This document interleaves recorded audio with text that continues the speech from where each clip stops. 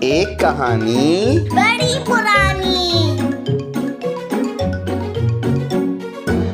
السلام علیکم معزز سامعین، عمر یار کی تلاش کی آخری قسط کے ساتھ آپ کی خدمت میں حاضر ہیں۔ کہانی تھوڑی لمبی ہے پر مکمل ضرور سنیے گا۔ ہمارے چینل کو سبسکرائب کریں، لائک کریں، شیئر کریں اور ہمیں سپورٹ کریں۔ شہنشاہ افرا سیاب اپنے دربار میں بیٹھا گھونسلہ جادوگر کا انتظار کر رہا تھا۔ کافی دیر گزر گئی مگر گھونسلہ جادوگر واپس نہ آیا۔ گھونسلہ جادوگر ابھی تک واپس نہیں آیا۔ افرا سیاب نے ایک سپاہی کو حکم دیا، اسے میرا حکم پہنچاؤ کہ وہ جلدی یہاں پہنچے۔ افرا سیاب کے حکم پر سپاہی گھونسلہ جادوگر کو بلانے کٹولا جادوگر کے محل روانہ ہو گیا، مگر کچھ دیر کے بعد اکیلا ہی واپس آیا۔ گھونسلہ جادوگر نہیں آیا؟ افرا سیاب نے چونکتے ہوئے اس سپاہی سے پوچھا۔ نہیں حضور، وہ فالودہ جادوگر کے محل گیا ہوا ہے، سپاہی نے مؤدبانہ لہجے میں کہا۔ کیا افرا سیاب غرایا۔ اس کے پاس کیا فالودہ کھانے گیا ہے؟ حضور، وہ فالودہ جادوگر کے محل کا سودا کرنے گیا ہے، سپاہی نے سر جھکا کر مسکراتے ہوئے کہا۔ محل کا سودا کرنے؟ افرا سیاب نے حیرت سے کہا۔ مگر وہ تو کٹولا جادوگر کا علاج کرانے گیا تھا عالی جاں، مجھے تو اس کے دربان نے یہی بتایا ہے کہ فالودہ جادوگر کا محل خریدنا چاہتا ہے اور وہ فالودہ سے بات کرنے گیا ہے۔ ہو سکتا ہے دربان نے جھوٹ بولا ہو اور گھونسلہ جادوگر محل کے اندر آرام کر رہا ہو، سپاہی نے بتایا۔ نرالا جادوگر، جادو سے معلوم کرو کیا چکر ہے؟ افرا سیاب نے ایک مشیر کو حکم دیا۔ محل خریدنے کے لیے اس کے پاس اتنی دولت کہاں سے آئی؟ نرالا جادوگر نے افرا سیاب کا حکم سن کر ایک منتر پڑھا اور چٹکی بجا کر فرش پر پھونک ماری۔ فوراً ہی فرش سے دھواں اٹھا اور اس میں سے ایک جن کا چہرہ نمودار ہو گیا۔ کیا حکم ہے میرے آقا؟ جن نے مؤدبانہ لہجے میں نرالا جادوگر سے پوچھا۔ یہ بتاؤ کہ گھونسلہ جادوگر کیوں فالودہ جادوگر کا محل خریدنے گیا ہے؟ نرالا جادوگر نے سوال کیا۔ میرے آقا، گھونسلہ جادوگر محل خریدنے نہیں گیا بلکہ فالودہ جادوگر کا محل لوٹنے گیا تھا، طلسمی جن نے بتایا، کیونکہ وہ اصل میں گھونسلہ جادوگر نہیں بلکہ اس کے روپ میں عمر یار تھا۔ اوہ، تو گھونسلہ جادوگر کہاں ہے جس کا عمرو ہم شکل بنا ہوا ہے؟ نرالا جادوگر نے پوچھا۔ گھونسلہ جادوگر عمرو کی قید میں ہے میرے آقا، طلسمی جن نے بتایا۔ مگر عمرو کہاں سے آ گیا طلسم میں؟ افرا سیاب نے پریشان ہو کر پوچھا۔ تفصیل سے ساری بات بیان کرو، طلسمی جن کہنے لگا۔ عالی جاں، آپ کے حکم پر کٹولا جادوگر عمرو کو پکڑنے اس کے ملک گیا تھا، مگر وہاں عمرو نے اسے بے ہوش کر کے قید کر لیا اور خود کٹولا جادوگر کا ہم شکل بن کر طلسم میں آ گیا۔ یہاں عمرو نے کٹولا جادوگر کی بیوی کو بے ہوش کر کے اس کی دولت لوٹی، پھر گھونسلہ جادوگر جب اس کی عیادت کے لیے گیا تو اسے بھی بے ہوش کر کے اس کی شکل میں اس کے محل پہنچا اور اس کی بیوی کو بھی بے ہوش کر کے اس کا محل لوٹا۔ پھر فالودہ جادوگر کے محل گیا اور اسے اور اس کی بیوی کو بے ہوش کر کے ان کا محل لوٹا۔ پھر ان کے دربان سے طلسمی ہوائی گھوڑا بنوایا اور اس پر سوار ہو کر اپنے ملک چلا گیا۔ اب وہ اپنے ملک میں ہے۔ یہ تفصیل سن کر افرا سیاب کو بہت غصہ آیا کہ عمرو طلسم میں آیا اور زندہ بچ کر نکل گیا۔ اس نے دل میں عہد کیا کہ وہ عمرو کو چین سے نہیں بیٹھنے دے گا اور اسے ہلاک کرنے کی کوششیں جاری رکھے گا۔ افرا سیاب نے دوسرے روز اپنے وزیروں مشیروں سے مشورہ طلب کیا۔ انہوں نے مشورہ دیا کہ عمرو کی گرفتاری کے لیے دوسرے ملکوں کے جادوگروں کو دعوت دی جائے تو شاید ان میں سے کوئی کامیاب ہو جائے۔ طلسم ہوشربا کے جادوگروں پر عمرو کا خوف سوار ہے، اس لیے وہ عمرو کو کبھی گرفتار نہیں کر سکتے، بلکہ جو بھی کوشش کرے گا وہ عمرو کے ہاتھوں مارا جائے گا۔ افرا سیاب کو یہ مشورہ پسند آیا اور اس نے دوسرے ملکوں کے جادوگر کو پیغام بھیجا کہ وہ اگر عمرو کو پکڑ کر اس کی خدمت میں پیش کریں تو انہیں اپنا داماد بنا کر اپنا وزیر مقرر کر دے گا۔ اس پیغام کے ملنے پر ملکوں کے جادوگروں نے عمرو کو پکڑنے کی کوششیں شروع کر دیں۔ ان میں سے ایک یونان کا سب سے طاقتور جادوگر بھی تھا۔ اس کا نام کریلا جادوگر تھا۔ کریلا جادوگر کے جسم پر ننھی ننھی گٹھیاں تھیں جو گرمی دانوں جیسی مگر گرمی دانوں سے ذرا بڑی تھیں اور چہرے سے لے کر پیروں تک پھیلی ہوئی تھیں، لیکن لباس کی وجہ سے صرف چہرے، گردن اور ہاتھ پاؤں پر ہی نظر آتی تھیں۔ انہی دانوں کی وجہ سے اس کا نام کریلا جادوگر مشہور ہو گیا تھا۔ وہ عمرو کو گرفتار کرنے کے ارادے سے بھیس بدل کر عمرو کے ملک پہنچا اور اس کے گھر کی تلاشی لینے لگا۔ اتفاق سے عمرو اس وقت ترکاری خریدنے بازار آیا ہوا تھا۔ اس کی بیگم نے فرمائش کی تھی کہ وہ اسے کریلے لا دے۔ آج وہ کریلے گوشت پکائے گی۔ عمرو سبزی فروش کی دکان پر کھڑا سبزی خرید رہا تھا۔ سبزی فروش نے اسے کریلوں کے دام بتائے۔ ارے اتنے مہنگے کریلے! عمرو دام سن کر حیرت سے چیخ پڑا۔ خدا کا خوف کھاؤ بھائی، یہ بالکل تازہ اور نئے کریلے ہیں خواجہ، سبزی فروش بولا۔ وہ عمرو کو جانتا تھا، لیکن تم نے تو اتنے زیادہ دام بتائے ہیں کہ آم بھی اتنے مہنگے نہیں ہوں گے، عمرو نے غصے سے کہا۔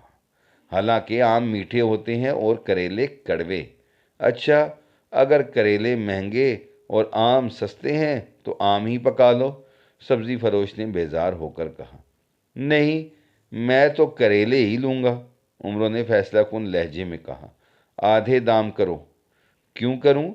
مفت کا مال نہیں ہے خواجہ۔ وہ دیکھو مفت کا کریلا، اسے پکڑ کر پکا لو، سبزی فروش نے دکان کے سامنے سے گزرنے والے کریلا جادوگر کی طرف اشارہ کرتے ہوئے کہا۔ عمرو نے پلٹ کر دیکھا اور ہانک لگائی، بھائی کریلے! دیکھو یہ سبزی فروش تمہیں کریلا کہہ رہا ہے۔ کریلا جادوگر نے رک کر غصے سے اسے دیکھا، پھر قریب آ کر سبزی فروش سے پوچھا، تمہیں کس نے بتایا کہ میں کریلا ہوں؟ دراصل یہ گاہک کریلوں کے داموں پر جھگڑا کر رہا تھا، اس لیے میں نے غصے میں آ کر تمہیں کریلا کہہ دیا، سبزی فروش نے شرمندگی سے کہا۔ خیر کوئی بات نہیں، میرا نام کریلا ہی ہے، کریلا جادوگر نے مسکراتے ہوئے کہا۔ بے شک، تم مجھے فروخت کر دو۔ اس کے ساتھ ہی کریلا جادوگر نے کریلوں کی چھابڑی کی طرف انگلی سے اشارہ کیا اور بولا، دیکھو تمہارے سارے کریلے بک چکے ہیں۔ سبزی فروش نے چھابڑی کی طرف دیکھا اور حیرت سے اچھل پڑا، کیونکہ چھابڑی میں ایک کریلا بھی موجود نہ تھا، سب غائب ہو چکے تھے۔ عمرو کو شک ہوا کہ یقیناً کریلے جادو کے ذریعے غائب کیے گئے ہیں، کیونکہ چند لمحے پہلے چھابڑی کریلوں سے بھری ہوئی تھی مگر اب خالی نظر آ رہی تھی۔ تم مجھے یونانی باشندے لگتے ہو، عمرو نے غور سے کریلے جادوگر کو دیکھتے ہوئے کہا۔ ہاں، تم درست کہہ رہے ہو، میں یونان سے آیا ہوں، کریلا جادوگر نے سر ہلا کر کہا۔ مگر تمہیں کیسے پتہ چلا کہ میں یونانی ہوں؟ دراصل مجھے جادوگروں کی بڑی پہچان ہے، کیونکہ میں خود بھی بہت بڑا اور ماہر جادوگر ہوں، عمرو نے ہنس کر کہا۔ تم اس بیچارے سبزی فروش کے کریلے واپس کر دو اور میرے ساتھ چلو۔ کیوں؟ کریلا جادوگر نے چونک کر پوچھا۔ تمہاری مہمانداری اور خاطر تواضع کر کے مجھے بے حد خوشی ہوگی، عمرو نے کہا۔ کریلا جادوگر نے چھابڑی کی طرف انگلی سے اشارہ کیا اور اس میں پھر سے کریلے نظر آنے لگے۔ تب عمرو نے کریلا جادوگر کو ساتھ لیا اور ایک طرف چل دیا۔ کریلا جادوگر نے حیرت سے عمرو کی طرف دیکھا اور بولا، تم گھر کے بجائے مجھے اس ویران جگہ پر کیوں لائے ہو؟ مہمان بنانے اور اس کی خدمت کرنے کے لیے میرا ایک اصول ہے کہ گھر جانے سے پہلے میں معلوم کر لیا کرتا ہوں کہ مہمان کون ہے اور یہاں کیوں آیا ہے۔ عمرو نے مسکراتے ہوئے کہا، چنانچہ تم بھی یونان سے یہاں آنے کا مقصد بتاؤ، پھر تمہیں گھر لے جاؤں گا۔ ٹھیک ہے، کریلا جادوگر نے سر ہلا کر کہا، پہلے تو تم یہ بتاؤ کہ عمرو کو جانتے ہو یا نہیں۔ اس کا سوال سن کر عمرو بے اختیار چونکا اور تیز سے بولا، ہاں ہاں، اچھی طرح جانتا ہوں اس سیار کو، وہ تو میرا ازلی دشمن ہے۔ اوہ، تمہاری اس سے کیا دشمنی ہے؟ کریلا جادوگر حیرت سے بولا، میں نے ایک بار اسے جادو سے گدھا بنا دیا تھا، تب سے وہ میرا دشمن ہے، لیکن میں کسی دن اسے جان سے مار ڈالوں گا۔ عمرو نے اصیلے انداز میں کہا، یا اسے جادو سے گدھا بنا ڈالوں گا، ساری عمر ڈھیچو ڈھیچو کرتا پھرے گا۔ عمرو کو غصے میں دیکھ کر کریلا جادوگر ہنس پڑا۔ عمرو نے پوچھا، کیا تمہاری بھی عمرو سے دشمنی ہے؟ ہے تو نہیں، لیکن اب شروع ہو جائے گی، کریلا جادوگر ہنستا ہوا بولا۔ کیوں شروع ہو جائے گی؟ کیا اس نے تمہاری بکریاں چوری کی ہیں؟ عمرو نے پوچھا۔ نہیں، لیکن دشمنی شروع ہونے کی وجہ یہ ہے کہ میں عمرو کو گرفتار کرنے آیا ہوں، کریلا جادوگر نے جواب دیا۔ اچھا، کیا گرفتار کر کے تم اس کا اچار ڈالنا چاہتے ہو؟ عمرو نے حیران ہوتے ہوئے پوچھا۔ ارے نہیں یار، کریلا جادوگر نے ہنس کر کہا، ارے تم نے اپنا نام تو بتایا ہی نہیں۔ میرا نام چوبا جادوگر ہے۔ چوبا جادوگر؟ عمرو نے بتایا۔ باپ کا نام چوہا جادوگر تھا اور دادا کا نام چوسا جادوگر، پر دادا کا نام یاد نہیں مجھے۔ کوئی بات نہیں چوبا جادوگر، اتنا ہی تعارف کافی ہے، کریلا جادوگر نے ہنس کر کہا۔ میرا نام کریلا جادوگر ہے، ماں کا نام بھنڈی جادوگرنی ہوگا، عمرو نے اپنا اندازہ بتایا۔ نہیں، کریلا جادوگر نے منہ بنایا، اب میں تمہیں اپنی آمد کا اصل مقصد بتاتا ہوں۔ طلسم ہوش ربا کے شہنشاہ کو جانتے ہو؟ ہاں ہاں، کیوں نہیں، عمرو نے سر ہلا کر کہا، مجھ سے زیادہ وہ مجھے جانتا ہے۔ افراسیاب نے اعلان کیا ہے کہ جو جادوگر عمرو کو گرفتار کر کے اس کی خدمت میں پیش کرے گا وہ اسے اپنا داماد اور وزیر بنا دے گا۔ چنانچہ میں عمرو کو گرفتار کر کے اس کے پاس لے جانا چاہتا ہوں۔ کریلا جادوگر نے تفصیل سے اپنا مقصد بیان کیا۔ میں یہاں اجنبی ہوں، بازار میں عمرو کا پتہ پوچھتا پھر رہا تھا کہ تم مل گئے، مہربانی کر کے مجھے اس کا گھر دکھا دو۔ عمرو نے ہنس کر کہا، ارے یار کریلے، گھر دکھانے کی کیا ضرورت ہے، میں خود عمرو کو پکڑ کر تمہارے حوالے کرتا ہوں، بلکہ تم شہنشاہ طلسم افراسیاب کو پیغام بھیج دو کہ تم عمرو کو گرفتار کر کے اس کے پاس لا رہے ہو، اس لیے وہ انعام تیار رکھے۔ نہیں، پہلے تم مجھے عمرو کے پاس لے چلو، کریلا جادوگر نے کہا، ایسا نہ ہو کہ وہ ہمارے وہاں پہنچنے سے پہلے کہیں بھاگ جائے۔ اچھا، میں تمہیں یہاں کھڑے کھڑے عمرو کا گھر دکھا دیتا ہوں، عمرو نے مسکراتے ہوئے کہا، تم بھی کیا یاد رکھو گے؟ یہ کہہ کر عمرو عیار نے اپنی زنبیل سے صفوف بے ہوشی نکالا اور کریلا جادوگر سے بولا، اس دوا کی ایک چٹکی اپنی ناک میں ڈالو، پھر تمہیں عمرو کا گھر صاف دکھائی دینے لگے گا۔ یہ بڑی قیمتی نایاب اور طلسمی دوا ہے۔ کریلا جادوگر نے چٹکی بھر صفوف لے کر اپنے دونوں نتھنوں میں ڈال کر سانس کھینچا اور دوسرے ہی لمحے چکرا کر زمین پر گر پڑا۔ وہ بے ہوش ہو چکا تھا۔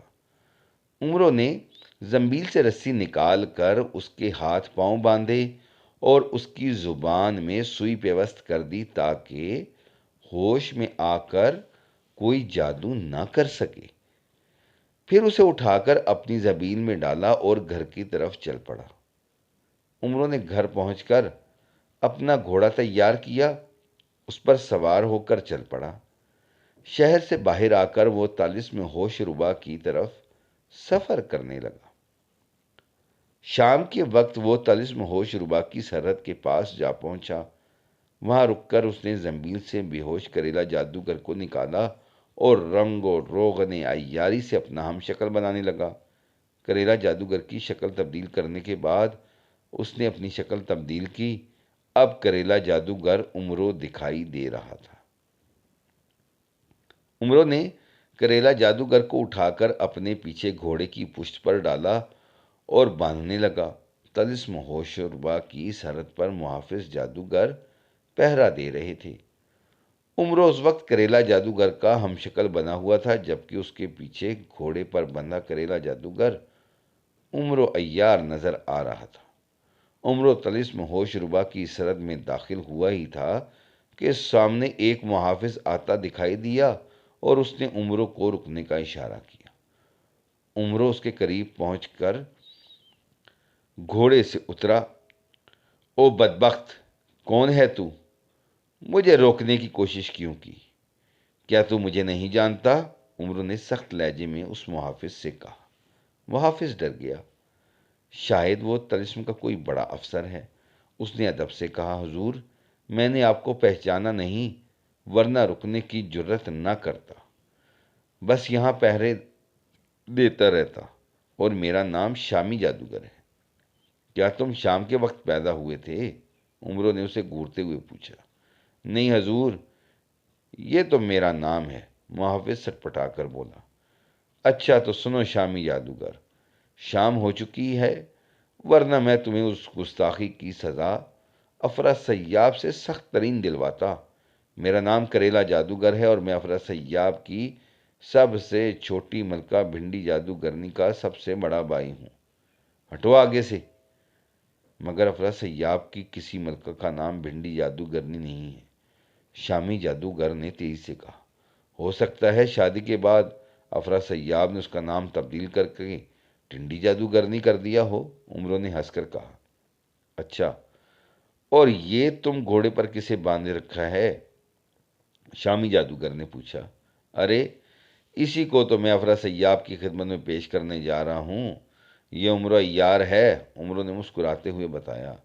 اتنے میں محافظوں کا سردار اسی طرف آ نکلا۔ اس نے عمرو کو دیکھ کر محافظ شامی جادوگر سے پوچھا، یہ گھوڑے والا کون ہے؟ یہ کریلا جادوگر ہے جناب، عمرو کو پکڑ کر دربار میں پیش کرنے جا رہا ہے، شامی جادوگر نے جواب دیا۔ یہ سن کر سردار کو حیرت ہوئی، پھر اس نے شامی جادوگر کو وہاں سے چلنے کا اشارہ کیا اور عمرو سے بولا، کریلا جادوگر، تم نے اتنا بڑا کارنامہ سر انجام دیا ہے، اس خوشی میں آج رات تم میرے محل میں قیام کرو اور مجھے خاطر تواضع کا موقع دو۔ تم کون ہو اور تمہارا محل کہاں ہے؟ عمرو نے پوچھا۔ میرا نام کوچا جادوگر ہے اور میرا محل شہر میں ہے، میں سرحدی محافظوں کا سردار ہوں، جادوگر نے بتایا۔ میں ضرور تمہاری دعوت قبول کرتا کوچا جادوگر، عمرو نے مسکراتے ہوئے کہا، لیکن میں ابھی جا کر افراسیاب کی خدمت میں عمرو کو پیش کروں گا۔ اس وقت دربار بند ہے اور افراسیاب اپنے محل میں آرام کر رہا ہوگا، کوچا جادوگر نے کہا۔ تم صبح ہی اس سے مل سکو گے، اور رات میں کہاں ٹھہروں؟ عمرو نے پریشان لہجے میں کہا۔ رات میرے محل میں آرام کرو، کوئی فکر مندی والی بات نہیں ہے، کوچا جادوگر نے ہنس کر کہا۔ اچھا، چوکا جادوگر چلو، عمرو نے اطمینان سے سانس لیتے ہوئے کہا۔ میرا نام چوکا نہیں، کوچا جادوگر ہے، کوچا جادوگر نے منہ بنا کر کہا۔ میرے پیچھے آؤ۔ یہ کہہ کر کوچا جادوگر نے ایک منتر پڑھ کر خود پر پھونکا اور دوسرے ہی لمحے اس کا جسم ایک بھیڑیے میں تبدیل ہو گیا۔ کوچا جادوگر بھیڑیا بن کر شہر کی طرف دوڑنے لگا۔ عمرو اس کے پیچھے گھوڑا دوڑانے لگا۔ تھوڑی دیر بعد وہ شہر پہنچ گئے۔ اپنے محل کے دروازے پر پہنچ کر کوچا جادوگر بھیڑیا سے پھر انسان بن گیا۔ اس نے دروازہ کھولا اور عمرو کو اندر آنے کا اشارہ کیا۔ کیا گھوڑے سے اتر کر اندر آؤں؟ عمرو نے پوچھا۔ نہیں، گھوڑے سمیت اندر آ جاؤ، کوچا جادوگر نے مسکرا کر کہا۔ عمرو محل میں داخل ہوا۔ صحن میں آ کر اس نے گھوڑا روکا اور اتر کر اس پر بندھے اصل کریلا جادوگر یعنی اپنے ہم شکل کو کھولنے لگا۔ کریلا جادوگر کا بندھا ہوا جسم گھوڑے سے اتار کر اس نے اپنے کندھے میں رکھا اور کوچا جادوگر کے ساتھ کمروں کی طرف بڑھ گیا۔ ایک کمرے میں پہنچ کر اس نے کریلا جادوگر کو فرش پر ڈالا اور خود کرسی پر بیٹھ گیا۔ کوچا جادوگر نے تالی بجائی۔ فوراً ہی ایک ملازم اندر آیا۔ مہمان کی خاطر تواضع کا انتظام کرو، کوچا جادوگر نے ملازم کو حکم دیا۔ کیا کھانا لاؤں میرے آقا؟ ملازم نے پوچھا۔ کھانا چلے گا کریلا؟ کوچا نے عمرو سے پوچھا۔ بالکل چلے گا، بلکہ دوڑے گا جیسے میرے پیٹ میں چوہے دوڑ رہے ہیں بھوک سے، عمرو نے ہنس کر کہا۔ کوچا جادوگر نے ملازم کو کھانا لانے کا حکم دیا۔ ملازم کمرے سے باہر چلا گیا۔ چند منٹ بعد وہ کھانے سے بھرا تشت لے آیا۔ اس نے دسترخوان پر کھانا لگایا۔ عمرو دوپہر سے بھوکا تھا، اس لیے فوری کھانے پر ٹوٹ پڑا۔ کھانے کے بعد کوچا جادوگر نے ایک لونڈی کو طلب کیا۔ مہمان کی خدمت کرو، اس کے پاؤں دباؤ، یہ بہت تھکا ہوا ہے۔ کوچا جادوگر نے اس لونڈی کو حکم دیا۔ نہیں نہیں، مجھے پاؤں دبانے کی عادت نہیں کوچا جادوگر، عمرو نے تیزی سے کہا۔ اس سے مجھے سرسام ہو جاتا ہے۔ کوچا جادوگر نے حیرت سے عمرو کی طرف دیکھا، پھر لونڈی کو واپس جانے کا حکم دیا اور کمرے سے وہ نکل گئی۔ لونڈی کے باہر جانے کے بعد عمرو نے کوچا جادوگر سے کہا، کوچا جادوگر، تم نے میری بڑی خاطر تواضع کی ہے، میں تم سے بہت خوش ہوا ہوں۔ میرا دل چاہتا ہے کہ اس خوشی میں تمہیں کوئی انعام دوں، بولو کیا انعام دوں تمہیں؟ کریلا جادوگر، میں نے انعام کے لالچ میں تمہاری مہمانداری نہیں کی، کوچا جادوگر نے مسکرا کر کہا۔ ٹھیک ہے، مگر میں دل کے ہاتھوں مجبور ہوں کہ تمہیں ضرور کوئی انعام دوں، عمرو بولا۔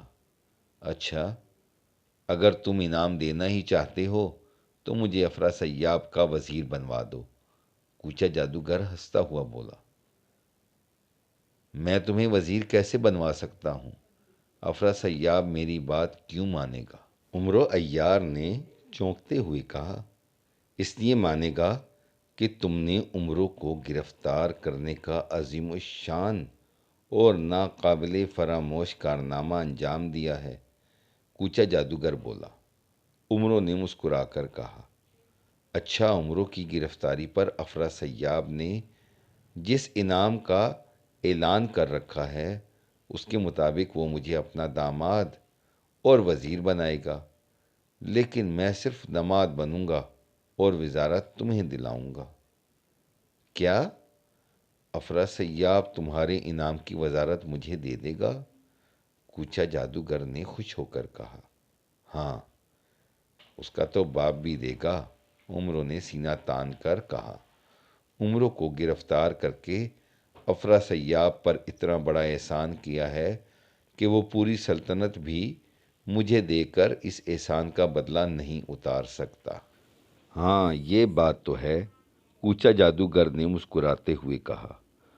تم نے واقعی پورے طلسم ہوشربا پر احسان کیا ہے۔ ارے، میرے ذہن میں ایک ترکیب آئی ہے تمہیں وزیر بنوانے کی، عمرو نے ایک دم تیزی سے کہا۔ اچھا، جلدی بتاؤ کیا ترکیب ہے؟ کوچا جادوگر نے بےتاب ہو کر پوچھا۔ تم یوں کرو کہ عمرو کو دربار میں لے جاؤ اور افرا سیاب کو بتاؤ کہ عمرو عیار کو تم نے پکڑا ہے۔ اوہ، اس سے کیا ہوگا؟ کوچا جادوگر نے حیرت سے پوچھا۔ بچہ ہوگا اور تمہیں چاچو کہے گا، عمرو نے منہ بنا کر کہا۔ ارے پوری بات تو سن لو، پہلے ہی بول پڑتے ہو۔ اچھا، معاف کر دو، آگے بتاؤ، کوچا جادوگر شرمندہ ہو کر بولا۔ عمرو کو دیکھ کر افرا سیاب خوش ہو جائے گا۔ جب وہ تمہیں انعام دینے لگے گا تو تم اپنے لیے وزارت مانگ لینا اور داماد مجھے بنوا دینا۔ عمرو نے مسکراتے ہوئے اسے ہدایت کی۔ افرا سیاب سے کہہ دینا کہ میں تمہارا چھوٹا بھائی ہوں۔ عمرو کی ترکیب سن کر کوچا جادوگر بے حد خوش ہوا۔ اس نے کہا، ٹھیک ہے، اب تم آرام کرو، میں عمرو کو صبح دربار لے جاؤں گا۔ یہ کہہ کر کوچا جادوگر اٹھا، اپنی ڈیوٹی دینے محل سے نکل کر سرحد کی طرف روانہ ہو گیا۔ صبح عمرو سو رہا تھا کہ لونڈی نے آ کر اسے بیدار کیا اور ادب سے بولی، دوسرے کمرے میں ناشتے کرنے کے لیے آ جائیں۔ عمرو نے اس کی بات سنی اور اس کے ساتھ دوسرے کمرے میں آیا تو وہاں کوچا جادوگر بیٹھا تھا۔ اس نے لونڈی کو ناشتہ لانے کا حکم دیا۔ عمرو بیٹھ گیا۔ لونڈی نے شاندار ناشتہ لا کر عمرو کے آگے رکھا۔ عمرو نے کوچا جادوگر سے ناشتے کے لیے کہا تو وہ بولا، میں ناشتہ کر چکا ہوں۔ عمرو اکیلا ہی ناشتہ کرنے لگا۔ ناشتہ کرنے کے بعد عمرو نے کوچا جادوگر سے کہا، اب تم عمرو کو دربار لے جاؤ۔ کوچا جادوگر، تم بھی چلو نا، کوچا جادوگر نے مسکراتے ہوئے کہا۔ بے وقوف، اگر میں ابھی تمہارے ساتھ گیا تو مشکل ہوگی، بعد میں آؤں گا، عمرو نے منہ بنا کر کہا۔ کیونکہ میں تمہارے ساتھ گیا تو افرا سیاب سمجھ جائے گا کہ عمرو کو میں نے گرفتار کیا ہے۔ کوچا جادوگر بہت خوش ہوا۔ اس نے نکلی عمرو کو اٹھا کر کندھے پر ڈالا اور محل سے نکل کر شاہی دربار کی طرف چل دیا۔ اس کے جاتے ہی عمرو اٹھا اور محل کی تلاشی لینے لگا۔ ایک کمرے میں اسے سونے چاندی کے سکوں سے بھرے 2 صندوق رکھے دکھائی دیے۔ اس نے اپنی سلمانی زنبیل کا منہ کھولا اور تمام سکے اس میں بھر لیے۔ صندوق خالی کر دیے۔ چند منٹ بعد وہ محل سے نکلا اور ایک طرف چلنے لگا۔ تھوڑے فاصلے پر ایک شاندار محل دکھائی دے رہا تھا۔ عمرو نے سوچا، اس محل کو بھی لوٹ لینا چاہیے۔ ادھر کوچا جادوگر عمرو کو اٹھائے شاہی دربار میں داخل ہوا تو اس وقت شہنشاہ افرا سیاب تخت شاہی پر بیٹھا کسی فریادی کی فریاد سن رہا تھا۔ کوچا جادوگر نے قریب آ کر عمرو کو تخت کے سامنے فرش پر ڈال دیا، پھر افرا سیاب کو سلام کیا۔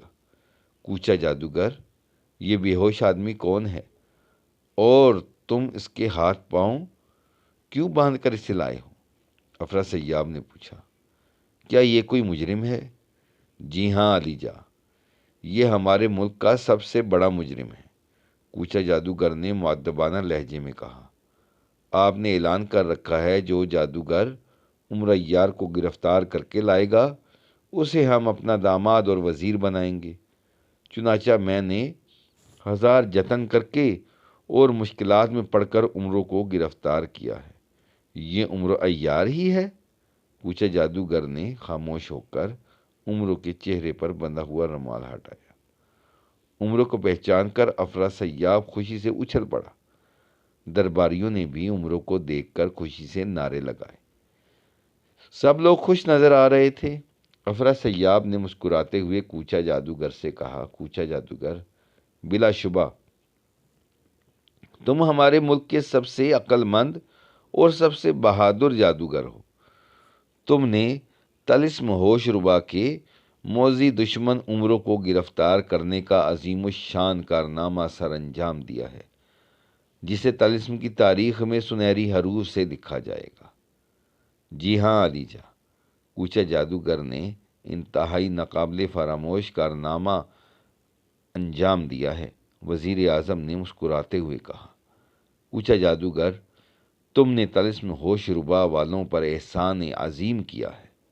افرا سیاب نے کوچہ جادوگر کی طرف پیار سے دیکھتے ہوئے کہا، اگر میں بادشاہ نہ ہوتا تو اٹھ کر تمہاری عظمت کو سلام کرتا اور تمہارے ان پیارے پیارے ہاتھوں کو چوم لیتا جن سے تم نے عمرو جیسے مکار اور خطرناک شخص کو گرفتار کیا ہے۔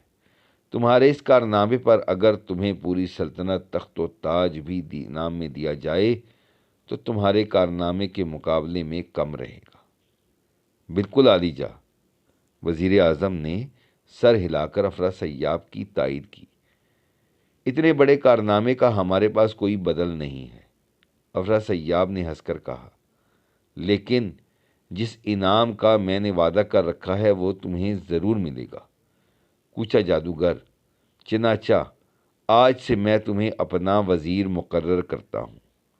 تمہارا مرتبہ تمام وزیروں سے بلند ہوگا۔ تمہاری شادی اپنی بیٹی سے کر دوں گا۔ شکریہ علی جا، کوچہ جادوگر خوش ہو کر بولا۔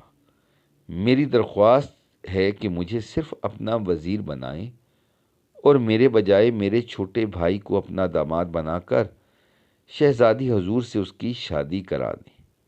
تمہارا بھائی کون ہے، کہاں ہے؟ افرا سیاب نے چونکتے ہوئے کہا۔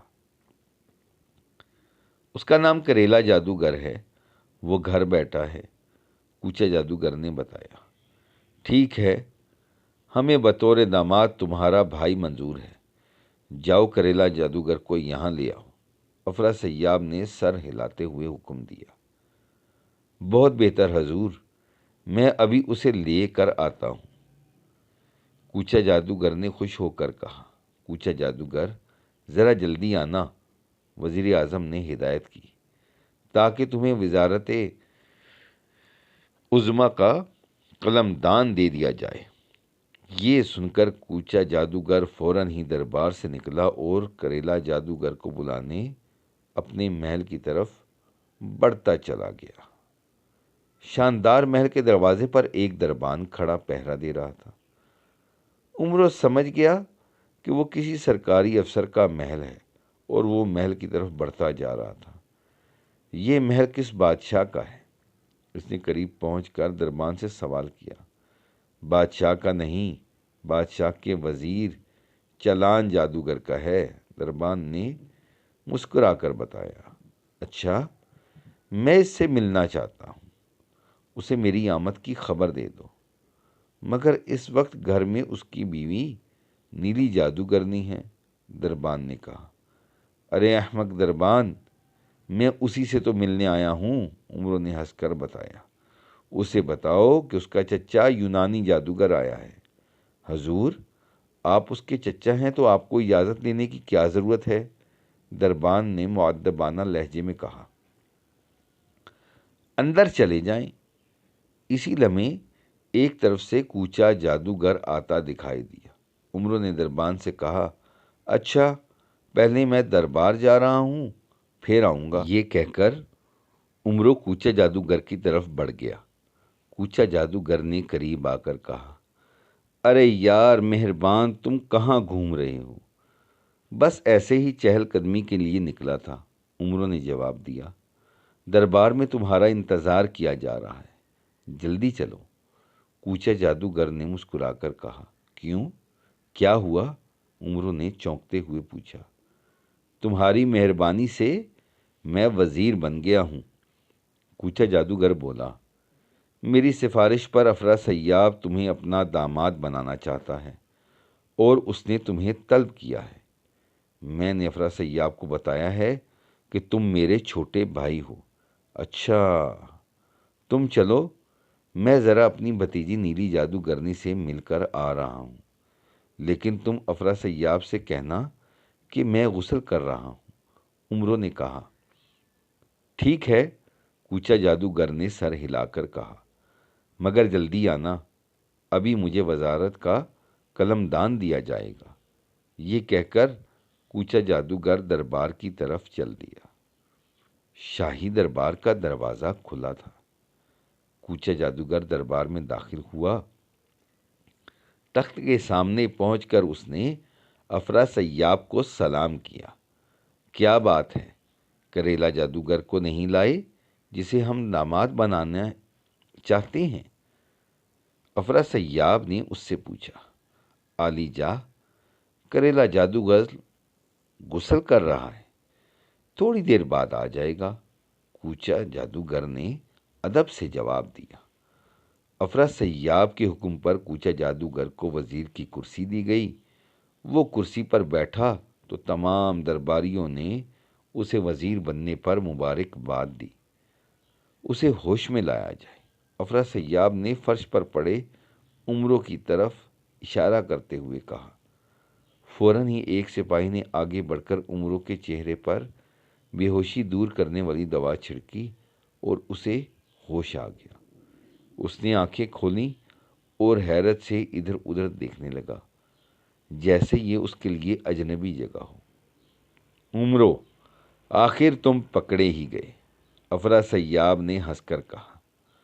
اب تم سے گن گن کر بدلہ لیا جائے گا۔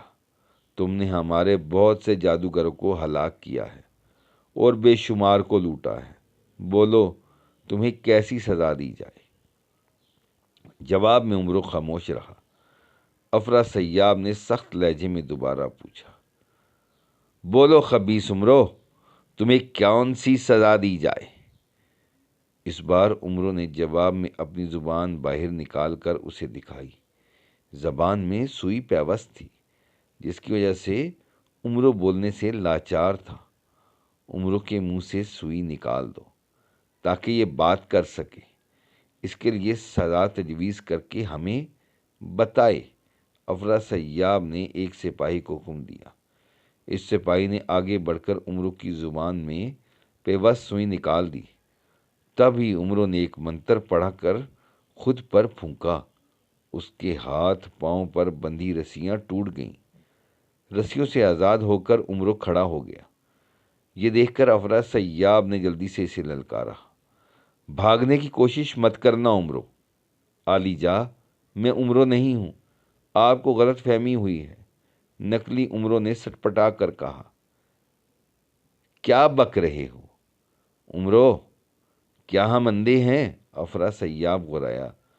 حضور، میں سچ کہہ رہا ہوں، میں عمرو نہیں، یونان کا کریلا جادوگر ہوں، عمرو نے پریشان لہجے میں کہا۔ افراسیاب نے بے اختیار ہنستے ہوئے کہا۔ سزا سن کر تم گھبرا گئے ہو عمرو۔ اب تم خود کو کریلا کہو یا بھنڈی، ہم نے تمہیں پکا کر تو کھانا نہیں ہے۔ تمہیں تمہارے جرائم کی سزا دینی ہے جو تم نے ہمارے ملک میں کیے ہیں۔ بے شمار دولت لوٹی ہے اور بہت سے افراد کو قتل کیا ہے۔ حضور، میں کریلا نہیں ہوں بلکہ کریلا جادوگر ہوں، عمرو نے وضاحت کی۔ چپ جھوٹے مکار، افراسیاب غرایا۔ کریلا جادوگر تو غسل کر رہا ہے اور اسے ہم اپنا داماد بنانے والے ہیں۔ کیوں کوچا جادوگر؟ آپ درست فرما رہے ہیں حضور، وزیر کی کرسی پر بیٹھے کوچا جادوگر نے سر ہلایا۔ کریلا جادوگر ابھی یہاں آنے والا ہے۔ عمرو، تم خود کو آپ کریلا کہو یا بینگن کہو، سزا سے نہیں بچ سکتے۔ افراسیاب نے عمرو کو گھورتے ہوئے کہا۔ عالی جاہ، میں اصلی کریلا جادوگر ہوں، عمرو نے عاجزی سے کہا۔ آپ بے شک جادو کے ذریعے معلوم کر لیں، عمرو اپنے ملک میں میرے ساتھ دھوکہ کر کے یہاں آیا ہے اور مجھے بے ہوش کر کے اپنا ہم شکل بنا دیا ہے۔ اس کی بات سن کر تمام درباری حیران رہ گئے۔ افراسیاب بھی چونک پڑا۔ پھر اس نے طلسمی کتاب اٹھا کر اس میں حقیقت پڑھی اور غصے سے کانپنے لگا۔ طلسمی کتاب میں لکھا تھا، یہ شخص عمرو کا ہم شکل ہے، اصلی عمرو نہیں بلکہ یونان کا کریلا جادوگر ہے۔ افراسیاب نے طلسمی کتاب بند کی اور غضبناک نگاہوں سے کوچا جادوگر کی طرف دیکھنے لگا۔ درباری اور سلطنت کے عہدیدار افرا سیاب کو غصے میں دیکھ کر سہم گئے۔ وہ حیران تھے کہ افرا سیاب اتنا غضبناک کیوں ہو گیا ہے۔ طلسمی کتاب میں کیا لکھا ہوا تھا جسے پڑھ کر وہ غصے سے کانپنے لگا؟ کوچا جادوگر جھوٹے مکار! طلسمی کتاب نے بتایا ہے یہ عمرو نہیں ہے، اصل کریلا جادوگر ہے۔ افرا سیاب ایک دم غرایا۔ نہیں حضور، یہ کیسے ہو سکتا ہے؟ کوچا جادوگر نے تیزی سے کہا۔ کریلا تو میرے محل میں ہے، تمہارے محل میں کریلا نہیں کوئی کدو ہوگا کوچا جادوگر۔ افرا سیاب غصے سے دھاڑا۔ بولو، عمرو کہاں ہے اور اس کریلا جادوگر کو تم کہاں سے اٹھا کر لائے ہو؟ کرسی سے اتر کر سامنے کھڑے ہو جاؤ، تم وزارت کے لائق نہیں ہو۔ کوچا جادوگر کرسی سے اٹھا اور اس کے سامنے مجرموں کی طرح کھڑا ہو گیا۔ پھر عاجزی سے کہنے لگا، حضور، میں سچ کہہ رہا ہوں، یہ شخص عمرو ہے۔ اسے کریلا جادوگر گرفتار کر کے لایا تھا۔ اس نے میری منت سماجت کی تھی کہ آپ کی خدمت میں پیش کر کے خود وزیر بن جاؤں اور اسے آپ کا داماد بنوا دوں۔ وہ ابھی آنے ہی والا ہے۔ حضور، یقیناً وہ کوئی عیار ہوگا، اصلی کریلا تو میں ہوں۔ کریلا جادوگر نے افرا سیاب سے مؤدبانہ لہجے میں کہا۔ ارے میں نے کون سا تمہیں چکھ کر دیکھا تھا کہ تم اصلی اور کڑوے کریلے ہو یا نقلی عمرو؟ کوچا جادوگر غصے سے بولا۔ میں ابھی بتاتا ہوں تمہیں کہ میں کڑوا کریلا ہوں یا میٹھا کریلا۔ کریلا جادوگر نے اسے گھورا۔ پھر اس نے ایک منتر پڑھ کر فرش پر پاؤں مارا۔ فوراً ہی فرش سے ایک طلسمی چوہا نکل کر بولا، کیا حکم ہے میرے آقا؟ یہ بتاؤ کہ میں کون ہوں؟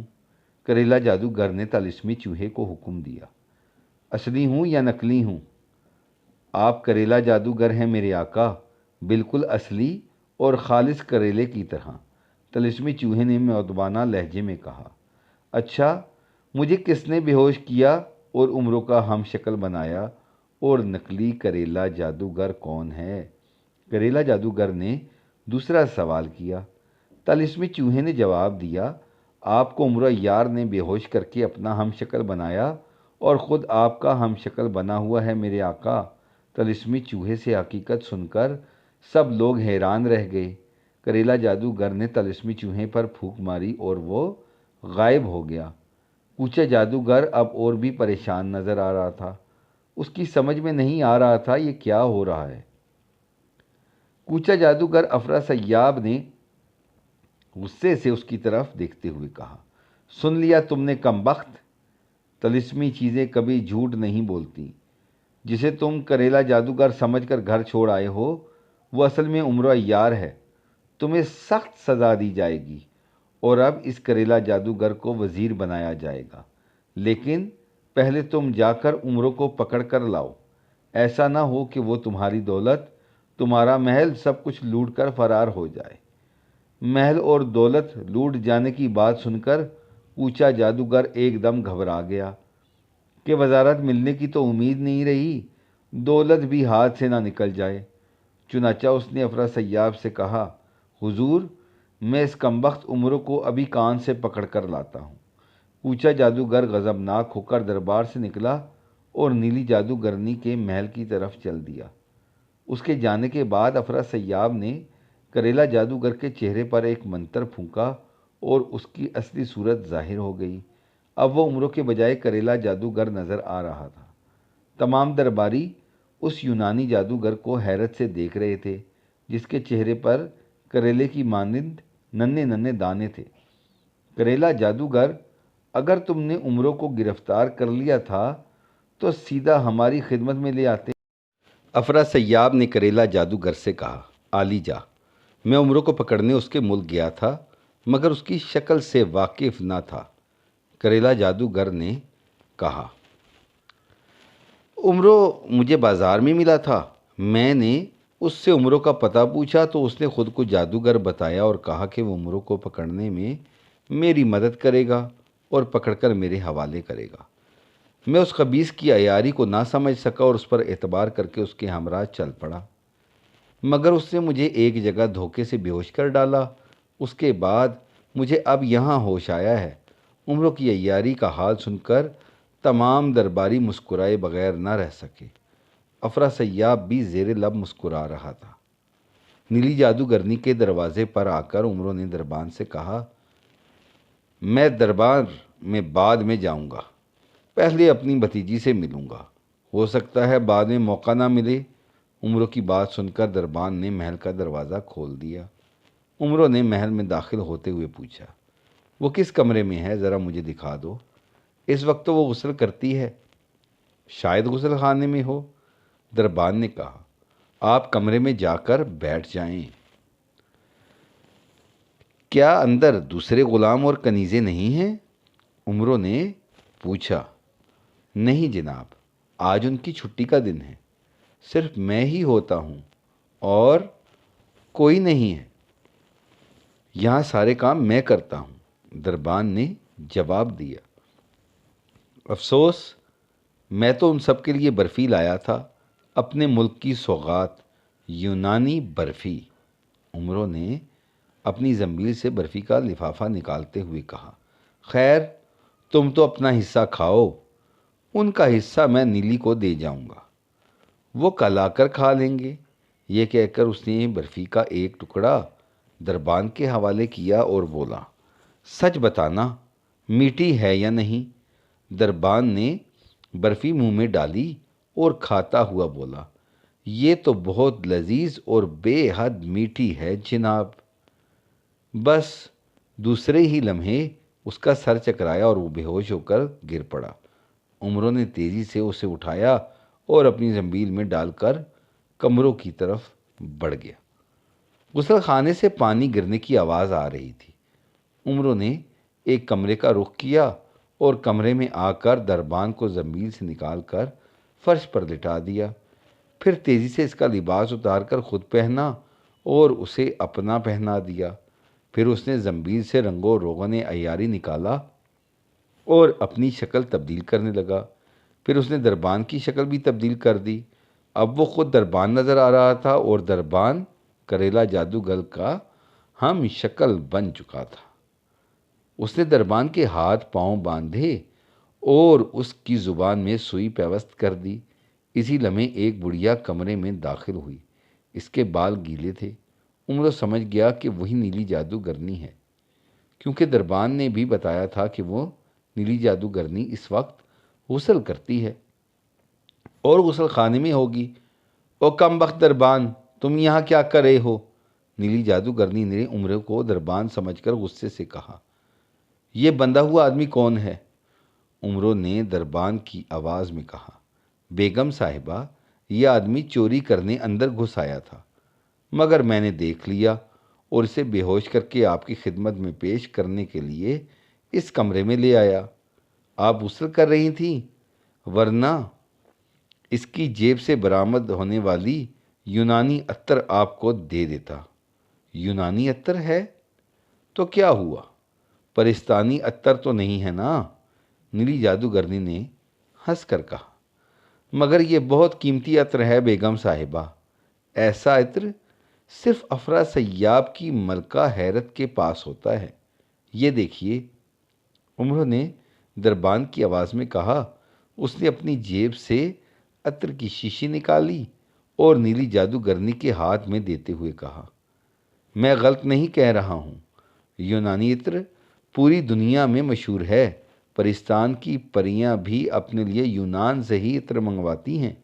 اچھا دیکھتی ہوں، نیلی جادوگرنی نے مسکراتے ہوئے کہا، تم نے اس شیشی کی بہت تعریف کی ہے اور اس عطر کی تعریف سے شوق پیدا کر دیا ہے۔ یہ کہہ کر نیلی جادوگرنی نے شیشی کھول کر ناک سے لگائی، مگر سونگھتے ہی اس کا سر چکرایا اور وہ بے ہوش ہو کر فرش پر گر گئی، کیونکہ برفی کی طرح وہ عطر بھی خواب آور تھا۔ اس کے گرتے ہی عمروں نے اس کے ہاتھ سے شیشی لے کر اپنی جیب میں رکھ لی، پھر زنبیل سے رسی نکال کر اس نے نیلی جادوگرنی کے ہاتھ پاؤں باندھے اور اسے پلنگ کے نیچے چھپا کر دربان کو دونوں ہاتھوں پر اٹھا لیا۔ عمروں بے ہوش دربان کو اٹھا کر محل کے دروازے کی طرف بڑھنے لگا۔ دروازہ کھلا تھا۔ دروازے پر آیا ہی تھا کہ سامنے سے کوچا جادوگر تیزی سے اس محل کی طرف آتا دکھائی دیا۔ اسے دیکھ کر عمرو ہوشیار ہو گیا۔ کوچا جادوگر کا دوبارہ آنا خطرے کی علامت تھا۔ دربان، کیا کریلا اندر ہے؟ اس نے قریب آ کر عمرو سے پوچھا۔ نہیں جناب، آج بیگم صاحبہ نے کریلے کے بجائے کھیر پکائی ہے۔ عمرو نے دربان کی آواز میں جواب دیا۔ ارے احمق کے بچے، میں کریلا جادوگر کے بارے میں پوچھ رہا ہوں، جو نیلی جادوگرنی کا چچا ہے۔ کوچا جادوگر نے غصے سے کہا۔ تو اس میں خفا ہونے والی کیا بات ہے جناب؟ عمرو نے بوم بنا کر کہا۔ میں نے کریلا کھایا تو نہیں ہے نا؟ بکو مت، جلدی بتاؤ۔ کوچا جادوگر نے اسے ڈانٹا۔ میں اسے پکڑنے آیا ہوں، کیونکہ وہ اصل میں عمرو عیار ہے۔ عمرو نے بندے ہوئے دربان کو اس کے سامنے ڈالا اور دربان کی آواز میں بولا، یہ لیں، یہ کریلا ہے یا کدو ہے؟ اس نے محل کو لوٹنے کی کوشش کی تھی، مگر بیگم نیلی جادوگرنی نے اسے پکڑ کر بے ہوش کر دیا اور مجھے حکم دیا ہے کہ میں اسے افرا سیاب کی خدمت میں پیش کر کے انعام پاؤں۔ تم مت جاؤ دربان، اسے میں لے جاتا ہوں۔ کوچا جادوگر نے خوش ہو کر کہا، تمہیں میں خود انعام دوں گا۔ ٹھیک ہے، آپ لے جائیں، لیکن افرا سیاب سے جو انعام ملے اس کا آدھا مجھے ضرور دیجیے گا، عمرو نے کہا۔ کوچا جادوگر نے کریلا جادوگر کے ہم شکل کو اٹھایا اور دربان کی طرف چل پڑا۔ عمرو دوبارہ محل میں آیا اور محل کی تلاشی لینے لگا۔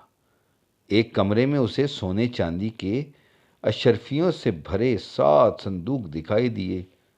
اس نے ساری اشرفیاں اپنی زنبیل میں ڈالی، پھر واپس نیلی جادوگرنی کے کمرے میں آیا اور اسے پلنگ کے نیچے سے نکال کر رنگ و روغن عیاری سے اپنی شکل تبدیل کرنے لگا۔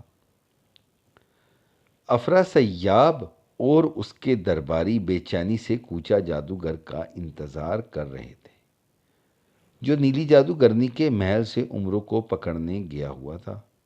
کچھ دیر بعد کوچا جادوگر نکلی کریلا جادوگر کو اٹھایا لایا اور دربار میں داخل ہوا اور افرا سیاب کے تخت کے سامنے آ کر اس نے کریلا جادوگر کے ہم شکل کو فرش پر ڈال دیا۔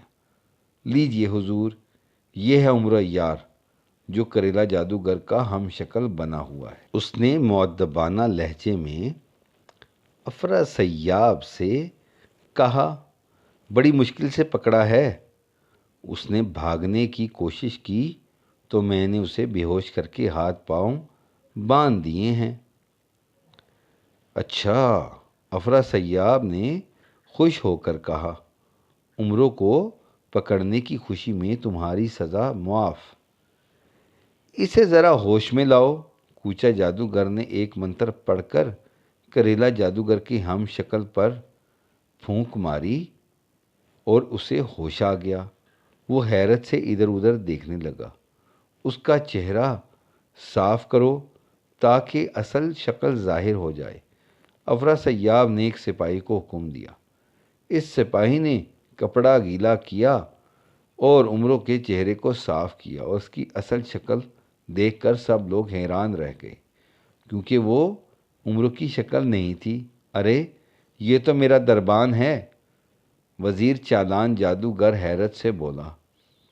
پھر اس نے دربان سے پوچھا، تمہیں کس نے کریلا جادوگر کا ہم شکل بنایا تھا؟ دربان نے اپنی زبان دکھائی جس میں سوئی پیوست تھی۔ افرا سیاب کے حکم پر کوچا جادوگر نے اس کی زبان سے سوئی نکال دی۔ حضور، مجھے کریلا جادوگر نے دھوکے سے بے ہوش کیا تھا، دربان نے چالان جادوگر سے کہا۔ اس نے کہا تھا کہ میں یونان سے آیا ہوں اور آپ کی بیگم نیلی جادوگرنی کا چچا ہوں۔ میں نے اسی احترام میں اس کو محل میں داخل ہونے کی اجازت دے دی، مگر اس نے مجھے یونانی برفی کھلائی۔ یونانی برفی کھاتے ہی میرا سر چکرایا اور میں بے ہوش ہو گیا۔ افرا سیاب نے غصے سے کوچا جادوگر کی طرف دیکھا اور بولا، کوچا جادوگر، کیا تم نے خود اسے باندھا تھا؟ نہیں حضور، پوچھا جادوگر گھبرا کر بولا۔ میرے جانے سے پہلے اس کا ہم شکل دربان اسے باندھ چکا تھا، بس تو وہی نقلی دربان ہے، اصلی عمرو ہے۔ یقیناً اب وہ نیلی جادوگرنی کو بے ہوش کر کے محل لوٹ رہا ہوگا۔ افرا سیاب نے غضبناک لہجے میں کہا، جلدی جاؤ چالان جادوگر، تمہاری بیوی نیلی جادوگرنی کی جان خطرے میں ہے۔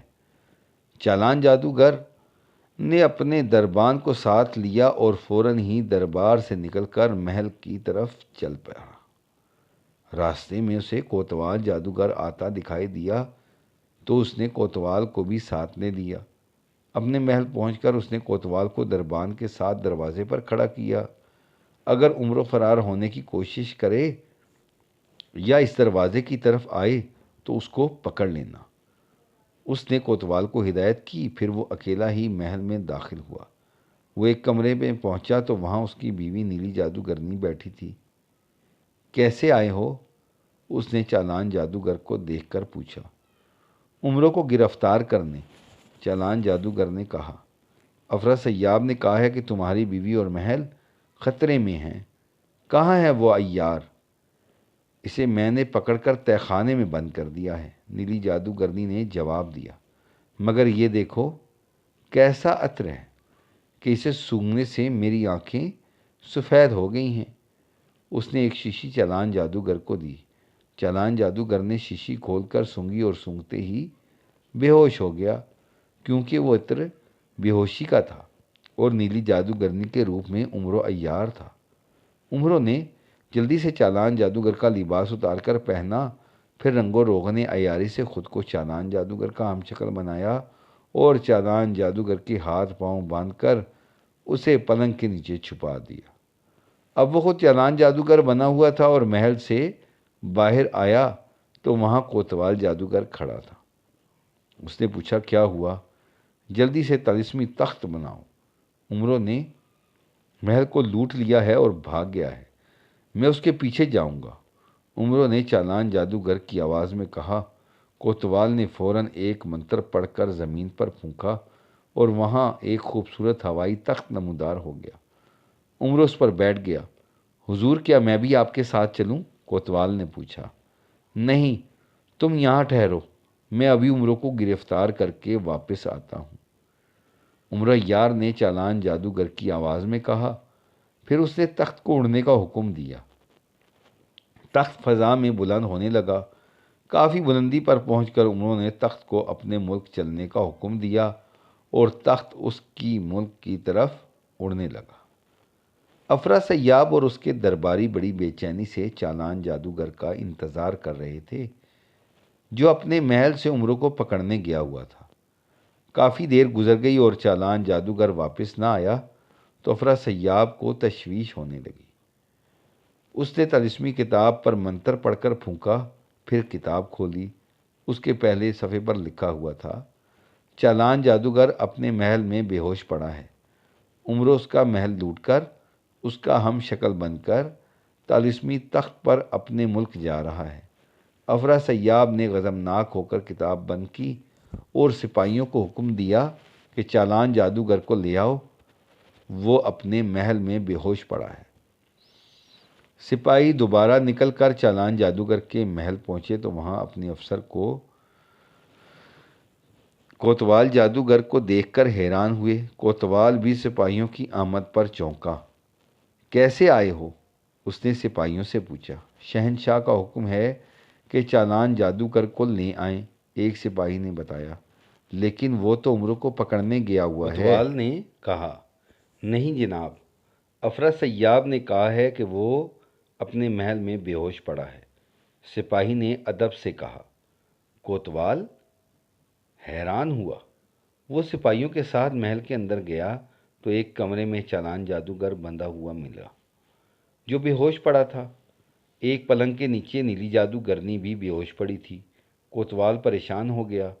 وہ سمجھ گیا کہ عمرو کی تلاش میں طلسمی تخت پر جانے والا چالان جادوگر کا ہم شکل عمرو عیار تھا۔ دو سپاہیوں کے ہمراہ چالان جادوگر کو اٹھا کر دربار میں لایا۔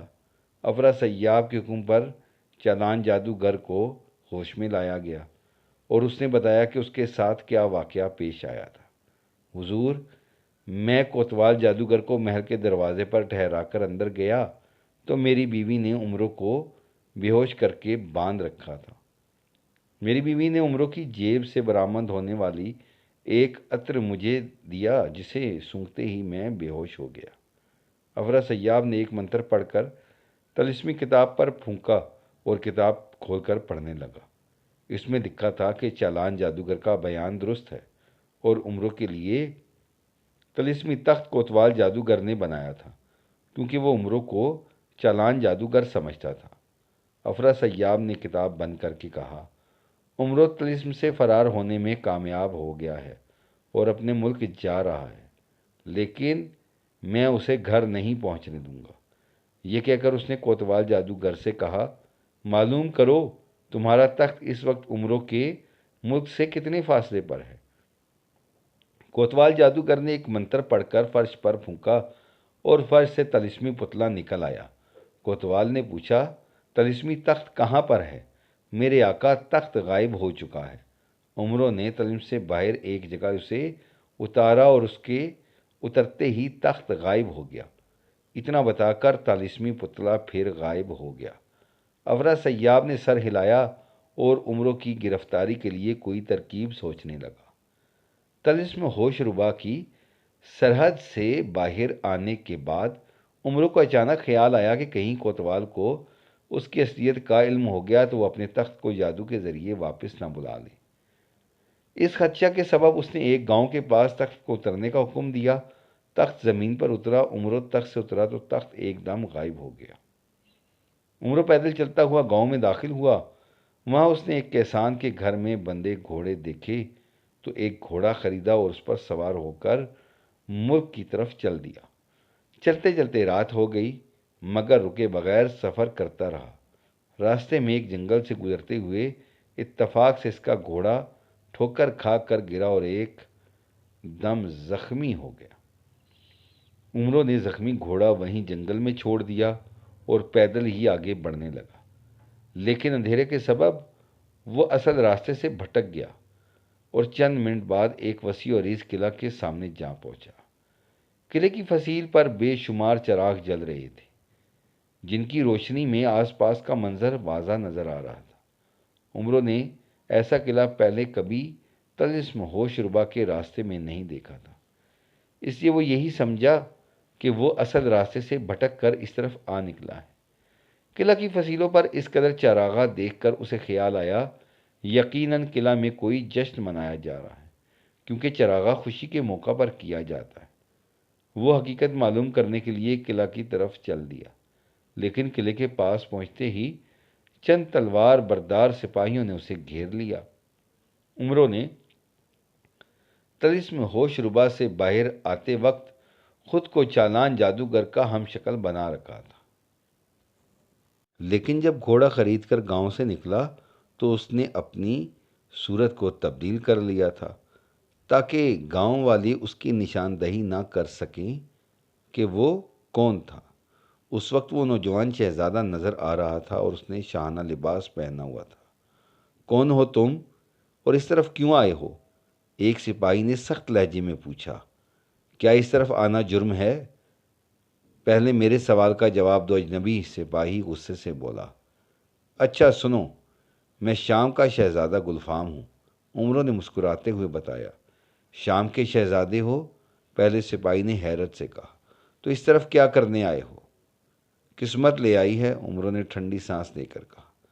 شکار کے لیے عراق کے جنگل کی طرف جا رہا تھا کہ گھوڑا زخمی ہو گیا اور میں راستہ بھول کر اس طرف نکل آیا۔ مگر یہ بتاؤ کہ یہ کون سی جگہ ہے اور یہاں چراغاں کیوں کیا گیا ہے؟ یہ طلسمی قلعہ ہے اور اس میں طلسم کا بادشاہ کا بڑا داماد پنکھا جادوگر رہتا ہے۔ وہ اس قلعے کا مالک اور حاکم ہے۔ کل اس کی شادی کی پہلی سالگرہ ہے، اس لیے قلعے کو سجایا گیا ہے، سپاہی نے بتایا۔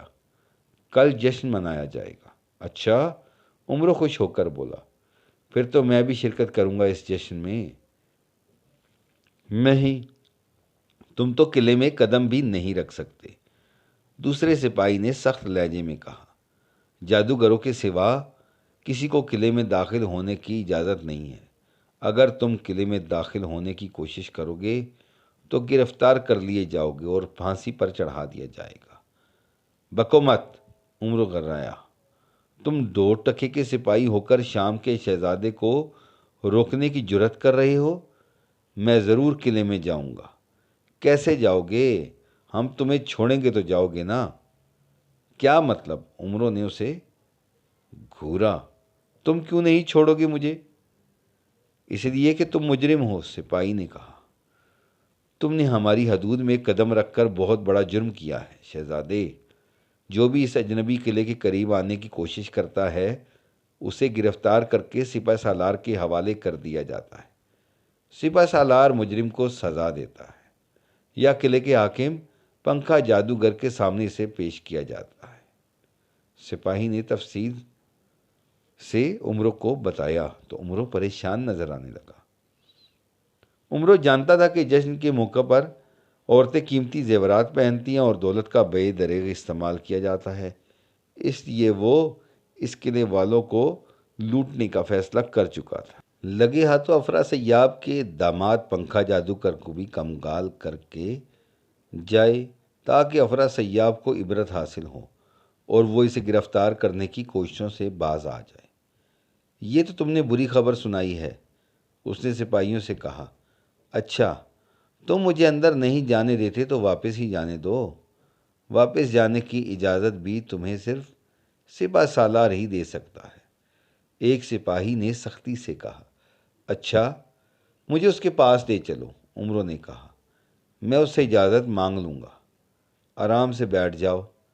سپہ سالار آدھی رات کو گشت کرنے قلعے سے باہر آئے گا تو تمہیں اس کے سامنے پیش کر دیا جائے گا، دوسرے سپاہی نے کہا۔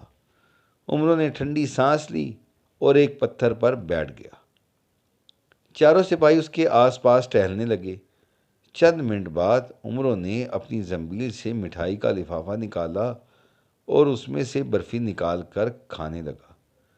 سپاہیوں نے اسے برفی کھاتے دیکھا تو ان کے منہ میں پانی آ گیا۔ کیا کھا رہے ہو شہزادے؟ ایک سپاہی نے پوچھا۔ ایرانی قلاقند اور برفی، عمرو نے جواب دیا۔ برفی تو میں نے کھا لی ہے، اب صرف قلاقند باقی ہے، آؤ تم بھی کھا لو، بڑی مزیدار ہے۔ چاروں سپاہی عمرو کے قریب آ گئے۔ عمرو نے قلاقند کا ایک ایک ٹکڑا انہیں بھی دیا۔ انہوں نے قلاقند کھائی مگر چند لمحوں بعد ہی بے ہوش ہو کر گرنے لگے۔ ان کے بے ہوش ہوتے ہی عمرو نے اٹھ کر ایک سپاہی کا لباس اتار کر پہن لیا، پھر زنبیل سے روغن عیاری نکالا اور خود کو اس سپاہی کا ہم شکل بنا لیا۔ اس نے سپاہیوں کو ٹھکانے لگانے کے لیے ادھر ادھر گھوم پھر کر ایک گہری کھائی تلاش کی اور باری باری ان چاروں کو اٹھا کر اس کھائی میں پھینک دیا۔ کھائی نہ جانے کتنی گہری تھی کہ سپاہیوں کے گرنے کی آواز تک نہ آئی۔ ان سے فارغ ہو کر عمرو نے سپاہی کی تلوار ہاتھ میں لی اور ٹہلتا ہوا قلعے کے اندر دروازے کی طرف بڑھنے لگا۔ جلدی ہی وہ دروازے کے پاس جا پہنچا۔ دروازہ بند تھا اور وہاں 2 سپاہی پہرا دے رہے تھے۔ درشن جادوگر کہاں ہے؟ جانا ہے، اسے دیکھ کر ایک سپاہی نے پوچھا۔ یار، میری بیوی بیمار ہے، اس کا پتہ کرانے جا رہا ہوں، عمرو نے سپاہی کی آواز میں کہا جس کا ہم شکل بنا ہوا تھا۔ دروازہ کھولو۔ نہیں درشن جادوگر، ہمیں اجازت نہیں ہے، ایک سپاہی نے انکار کرتے ہوئے کہا۔ کیا مطلب؟ کاہے کی اجازت یار؟ عمرو نے حیرت سے کہا۔ تمہیں پتہ تو ہے کوتوال نے سخت حکم دے رکھا ہے کہ رات کے وقت افسروں کے سوا کسی کے لیے دروازہ نہ کھولا جائے، دوسرے سپاہی نے کہا، تاکہ عمرو یا اس جیسا کوئی چور ڈاکو قلعے کے اندر گھس کر لوٹ مار نہ کر جائے۔ کوتوال جادوگر آ جائے تو اس سے اجازت مانگ لینا، یار اتنی دیر میں چاہے میری بیوی مر جائے، عمرو نے غصے سے منہ بنا کر کہا۔ منہ کیوں بگاڑتے ہو درشن جادوگر؟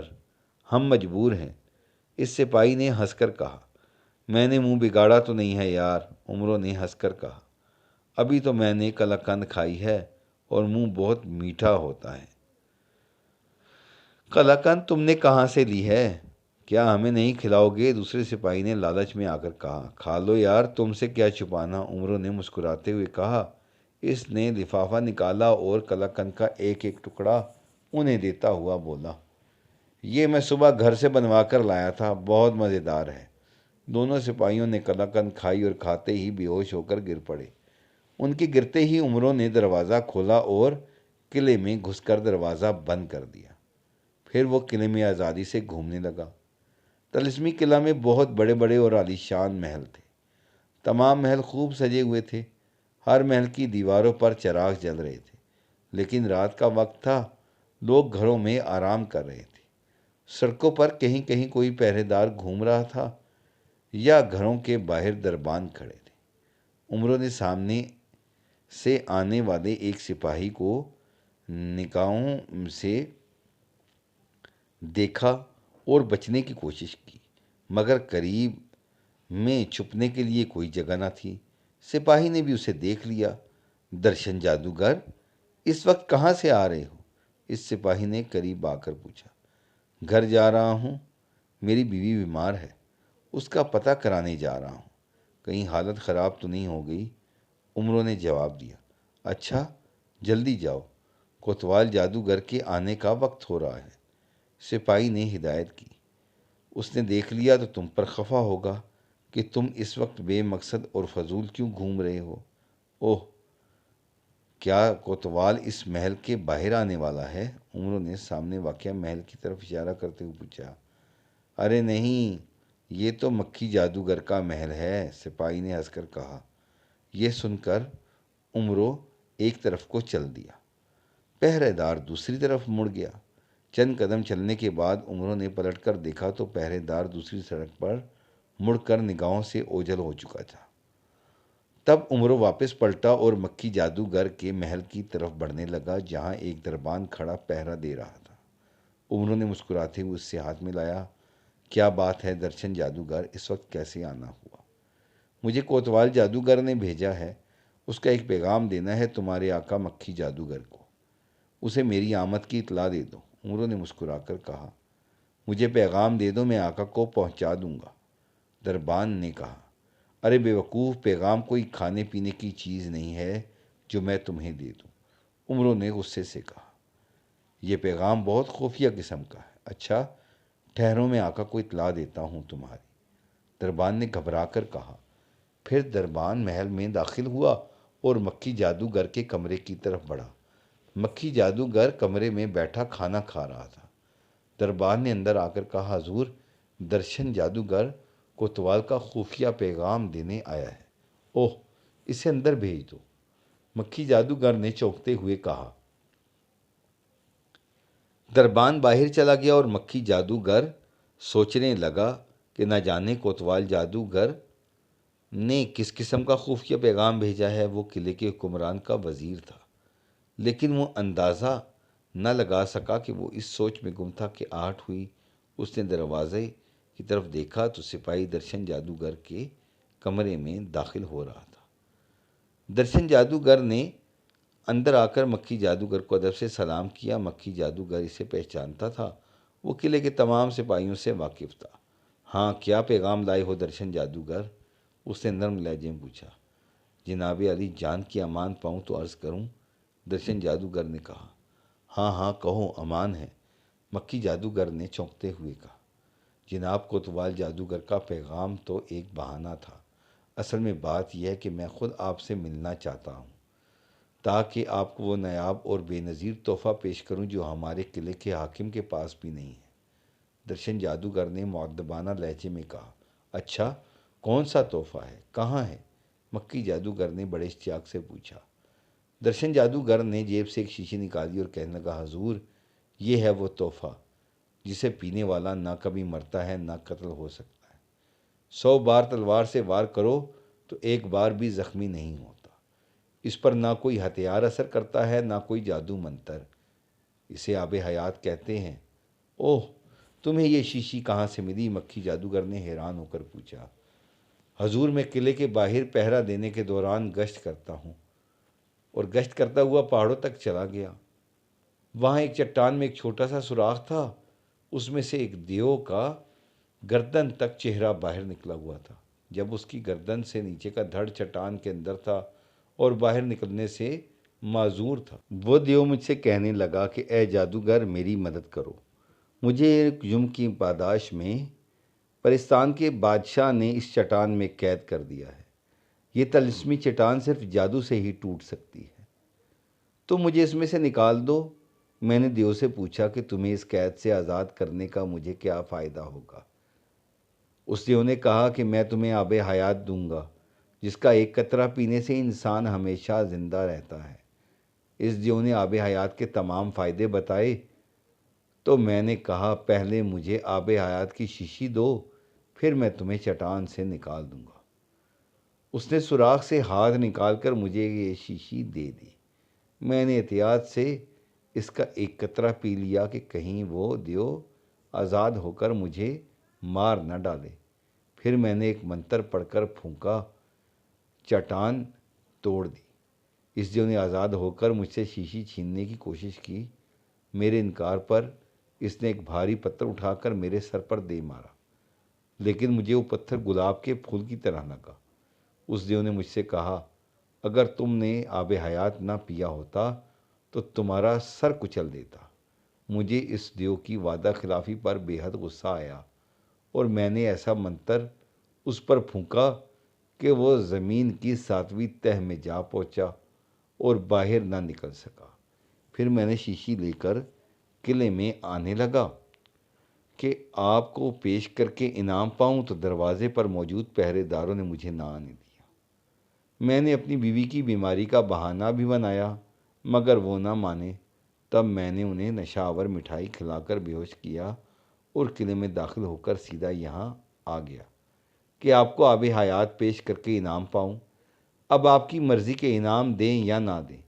درشن جادوگر سے آب حیات کا قصہ سن کر مکی جادوگر نے بے حد خوشی کا اظہار کیا اور کہنے لگا، تم نے میرے لیے آب حیات لانے پر اپنی نوکری خطرے میں ڈال دی ہے درشن جادوگر، مگر بے فکر رہو۔ میں کوتوال جادوگر سے تمہاری سفارش کروں گا کہ سپاہیوں کو بے ہوش کرنے کا جرم معاف کر دے اور تمہیں سپاہیوں پر افسر مقرر کر دے۔ انعام کے طور پر میں تمہیں 1,00,000 سونے کے سکے دوں گا، لیکن پہلے میں آب حیات کو آزماؤں گا۔ یہ کہہ کر مکھی جادوگر نے شیشی کھولی اور اس میں سے چند قطرے منہ میں ڈالے، پھر شیشی بند کر کے ایک طرف رکھی اور درشن جادوگر سے بولا، اب تم میرے بازو پر تلوار کا وار کرو تاکہ پتہ چلے کہ میں زخمی ہوتا ہوں یا نہیں۔ اگر زخمی نہ ہوا تو تمہیں فوراً انعام دے دوں گا۔ بات ختم کرتے ہی اس کا سر چکرایا اور وہ بے ہوش ہو کر گر پڑا، کیونکہ آب حیات اصل میں نشہ آور دوائی تھی اور درشن جادوگر کے روپ میں عمر عیار تھا۔ اس نے مکھی جادوگر کے ہاتھ سے شیشی لے لی اور لے کر زنبیل میں رکھی اور محل کی تلاشی لینے لگا۔ ایک کمرہ سونے کے سکوں سے بھرا ہوا تھا۔ عمروں نے سکے اپنی زنبیل میں بھرے، سارا مال زنبیل میں ڈال کر وہ پہلے کمرے میں آیا، مکھی جادوگر کے ہاتھ پاؤں باندھنے لگا۔ سپہ سالار کوتوال جادوگر گشت کرنے قلعے سے باہر جا رہا تھا۔ جب وہ اپنے قلعے کے دروازے پر آیا تو وہاں 2 سپاہیوں کو بے سدھ پڑے دیکھ کر اسے بے حد غصہ آیا۔ اس نے اپنے ہمراہ آنے والے 4 سپاہیوں کو حکم دیا، یہ کم بخت شراب پی کر دھت پڑے ہیں، ان کی مرمت کرو۔ کوتوال جادوگر کا یہ حکم پا کر 4 سپاہی بے ہوش سپاہیوں کو ٹھوکروں اور گھونسوں سے تواضع کرنے لگے۔ مار کھاتے کھاتے ان سپاہیوں کو ہوش آ گیا اور وہ چیخنے چلانے لگے۔ کوتوال کو دیکھ کر وہ دہائی دینے لگے کہ ہم بے قصور ہیں، حرام خورو، شراب پی کر فرض سے غافل ہو جاتے ہو، پھر بھی خود کو بے قصور کہتے ہو۔ آج سے تمہاری نوکری ختم اور 6 ماہ کی سزا۔ حضور، ہم قسم کھاتے ہیں کہ ہم نے شراب نہیں پی۔ ایک سپاہی بولا، ہمیں تو سپاہی درشن جادوگر نے نشہ آور قلاقند کھلائی تھی۔ کیوں؟ وہ یہاں کیا کرنے آیا تھا؟ کہاں ہے وہ کم بخت؟ کوتوال نے غصے سے پوچھا۔ وہ گھر جانا چاہتا تھا، اس کی بیوی بیمار تھی۔ ایک سپاہی روتا ہوا بولا، شاید وہ اس وقت اپنے گھر میں ہو۔ کوتوال جادوگر نے ان دونوں سپاہیوں کو دیکھا اور ان کا قصور معاف کیا، اور اپنی ہمراہ سپاہیوں کو حکم دیا کہ درشن جادوگر کو پکڑ کر میرے سامنے پیش کرو۔ چاروں سپاہی درشن جادوگر کو پکڑنے چلے گئے اور کوتوال وہیں پر ٹھہر کر ان کا انتظار کرنے لگا۔ تھوڑی دیر بعد وہی سپاہی واپس آ گئے۔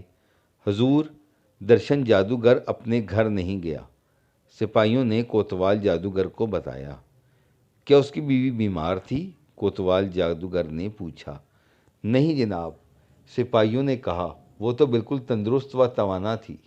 اچھا، گشت کرنے والے پہرے داروں سے پوچھو، شاید انہوں نے درشن جادوگر کو قلعے کے اندر گھومتے دیکھا ہو۔ کوتوال جادوگر نے حکم دیا۔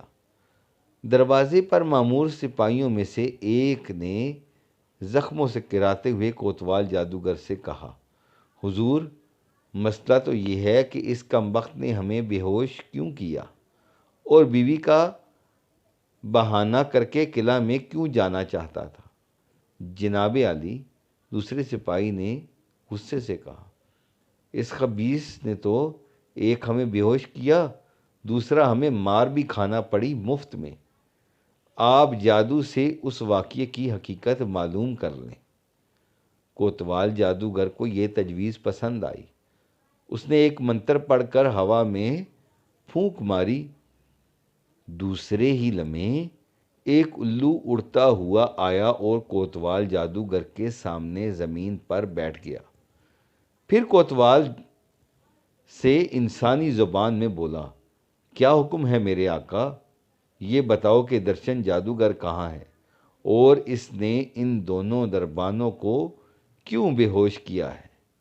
کوتوال جادوگر نے پوچھا، میرے آقا، انہیں درشن جادوگر نے بے ہوش نہیں کیا، الو نے مؤدبانہ لہجے میں جواب دیا۔ تو کیا تمہارے باپ نے بے ہوش کیا تھا انہیں؟ کوتوال جادوگر غرایا، جلدی بتاؤ۔ میرے آقا، ان دونوں کو عمر عیار نے بے ہوش کیا تھا، طلسمی الو نے جواب دیا۔ اوہ، کیا بک رہے ہو گدھے کی اولاد؟ عمرو یہاں کہاں سے آ گیا؟ کوتوال جادوگر نے حیرت کی شدت سے دھاڑا۔ میرے آقا، میں گدھے کی اولاد نہیں، طلسمی الو ہوں، الو نے ہنس کر کہا۔ عمرو طلسم ہوش ربا میں لوٹ مار کر کے وہاں سے بھاگا تھا۔ طلسم کے شہنشاہ افرا سیاب کو پتہ چلا تو اس نے عمرو کو اس کے ملک نہ جانے دیا اور جادو سے اس کے گھوڑے کو زخمی کر دیا تاکہ وہ اپنے ملک نہ جا سکے۔ اس نے جادو سے عمرو کو بھٹکا کر اس قلعے کی طرف اس کا رخ کر دیا تاکہ وہ قلعے کے باہر گشت کرنے والے سپاہیوں کے ہتھے چڑھ جائے اور ان کے ہاتھوں مارا جائے یا گرفتار ہو جائے۔ لیکن عمرو نے عیاری کر کے قلعے کے باہر پہرا دینے والے 4 سپاہیوں کو بے ہوش کر دیا اور ایک سپاہی کا ہم شکل بن کر چاروں سپاہیوں کو ایک گہری کھائی میں پھینک دیا۔ اس نے خود کو سپاہی درشن جادوگر کا ہم شکل بنایا تھا۔ پھر وہ لوٹ مار کرنے کے لیے ان دونوں سپاہیوں کو بے ہوش کر کے قلعہ میں داخل ہو گیا۔ اچھا، تو درشن جادوگر کے روپ میں عمرو تھا؟ کوتوال جادوگر نے پریشان ہو کر کہا۔ اب قلعوں والوں کی خیر نہیں، عمرو انہیں لوٹ کر کنگال کر دے گا۔ جلدی بھونکو، عمرو اس وقت کہاں ہے؟ اس نے الو سے سوال کیا۔ میرے آقا، عمرو اس وقت مکھی جادوگر کے محل میں بیٹھا ہے، الو نے جواب دیا۔ وہ اس کا سارا خزانہ لوٹ چکا ہے۔ یہ سن کر کوتوال گھبرا گیا۔ اس نے الو پر پھونک ماری اور الو غائب ہو گیا۔ پھر کوتوال نے سپاہیوں سے کہا، جلدی چلو، کہیں وہ بھاگ نہ جائے۔ اسے ہم نے فوراً گرفتار نہ کیا تو وہ کسی دوسرے محل میں چلا جائے گا اور لوٹ لے گا۔ یہ کہہ کر کوتوال جادوگر مکھی جادوگر کے محل کی طرف دوڑنے لگا۔ سپاہی بھی اس کے پیچھے پیچھے دوڑنے لگے۔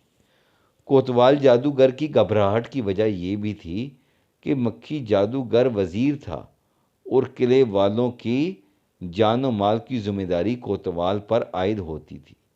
چنانچہ اسے اپنی نوکری خطرے میں نظر آ رہی تھی۔ اگر امرو مکھی جادوگر کی دولت لے کر قلعے سے بھاگ جاتا تو اس کی سزا کوتوال کو دی جاتی اور غفلت کے جرم میں قلعے کا حاکم اسے پھانسی دینے سے بھی گریز نہ کرتا۔ وہ سپاہیوں کے ہمراہ دوڑتا ہوا جلدی مکھی جادوگر کے محل میں جا پہنچا۔ وہاں دروازے پر دربان موجود تھا اور دروازہ بند تھا۔ کیا درشن جادوگر کی شکل کا آدمی اندر ہے؟ کوتوال نے دربان سے پوچھا۔ جی ہاں، وہ میرے آقا کو آپ کا خفیہ پیغام دینے اندر گیا ہے اور ابھی تک باہر نہیں آیا، دربان نے بتایا۔ میرا خفیہ پیغام؟ کوتوال نے حیرت سے کہا۔ اچھا، ابھی اس کتے کو پکڑتا ہوں، گردن سے دروازہ کھولو۔ دربان نے دروازہ کھول دیا۔ کوتوال نے سپاہیوں کو دروازے پر ٹھہرے رہنے کا حکم دیا اور خود تنہا محل میں داخل ہوا، کیونکہ وزیر کے محل میں عام آدمی یا سپاہی کے جانے کی اجازت نہیں تھی۔ کوتوال جادوگر تیزی سے چلتا ہوا ایک کمرے میں داخل ہوا تو اندر کا منظر دیکھ کر بے اختیار چونک پڑا۔ کمرے میں مکھی جادوگر بیٹھا تھا اور فرش پر درشن جادوگر سپاہی بندھا ہوا بے ہوش پڑا تھا۔ کوتوال نے مکھی جادوگر کو سلام کیا۔ آؤ کوتوال، میں تمہارا ہی انتظار کر رہا تھا، مکھی جادوگر نے مسکراتے ہوئے کہا۔ امرو نے درشن جادوگر کی شکل میں یہاں آ کر لوٹ مار کی، مگر خوش قسمتی سے میری آنکھ کھل گئی اور میں نے اسے گرفتار کر لیا۔ شکر ہے آپ کی دولت بچ گئی، کوتوال نے اطمینان کا سانس لیتے ہوئے کہا۔ مجھے طلسمی الو نے بتایا تھا کہ امرو آپ کے محل میں موجود ہے اور آپ کی دولت لوٹ چکا ہے۔ ہاں، لیکن میں نے اسے گرفتار کر کے لوٹی ہوئی دولت واپس رکھوا لی ہے۔ مکھی جادوگر نے ہنس کر کہا۔ پھر میں نے تمہیں طلب کرنے کے لیے طلسمی کبوتر کو حکم دیا کہ تمہیں بلا لائے، لیکن کبوتر نے بتایا کہ تم ادھر ہی آ رہے ہو، تو میں تمہارا انتظار کرنے لگا۔ اب تم امرو کو لے جا کر قید خانے میں بند کر دو، صبح اسے دربار میں پیش کرنا۔ یہ رات بھر یوں ہی بے ہوش رہے تو اچھا ہے، ورنہ اس کے بھاگ جانے کا اندیشہ ہے۔ مکھی جادوگر کی ہدایت سن کر کوتوال نے امرو کو اٹھایا اور مکھی جادوگر کو سلام کر کے کمرے سے نکل گیا۔ محل سے باہر آ کر کوتوال جادوگر نے امرو کو سپاہیوں کے حوالے کیا اور ان سے تحقیرانہ لہجے میں بولا، اسے لے جاؤ اور قید خانے میں بند کر دو۔ صبح اسے قلعے کے حاکم پنکھا جادوگر کے حضور پیش کیا جائے گا۔ سپاہی امرو کو اٹھائے قید خانے کی طرف چل دیے۔ مکھی جادوگر باہر آ گیا۔ اس نے کوتوال جادوگر سے کہا، امرو کی وجہ سے نیند حرام ہو گئی ہے، آؤ ذرا ٹہلتے ہیں اور دیکھتے ہیں کہ لوگوں نے اپنے اپنے محل کس طرح سجائے ہیں۔ کوتوال جادوگر کوئی سوال کیے بغیر اس کے ساتھ چل دیا۔ دونوں ٹہلتے ہوئے قلعے کے سجے ہوئے محل دیکھ رہے تھے۔ مکھی جادوگر سجاوٹ کی تعریف کرتا جا رہا تھا۔ ارے کوتوال، تم نے بھی اپنا محل سجایا کہ نہیں؟ اچانک اس نے کوتوال سے پوچھا۔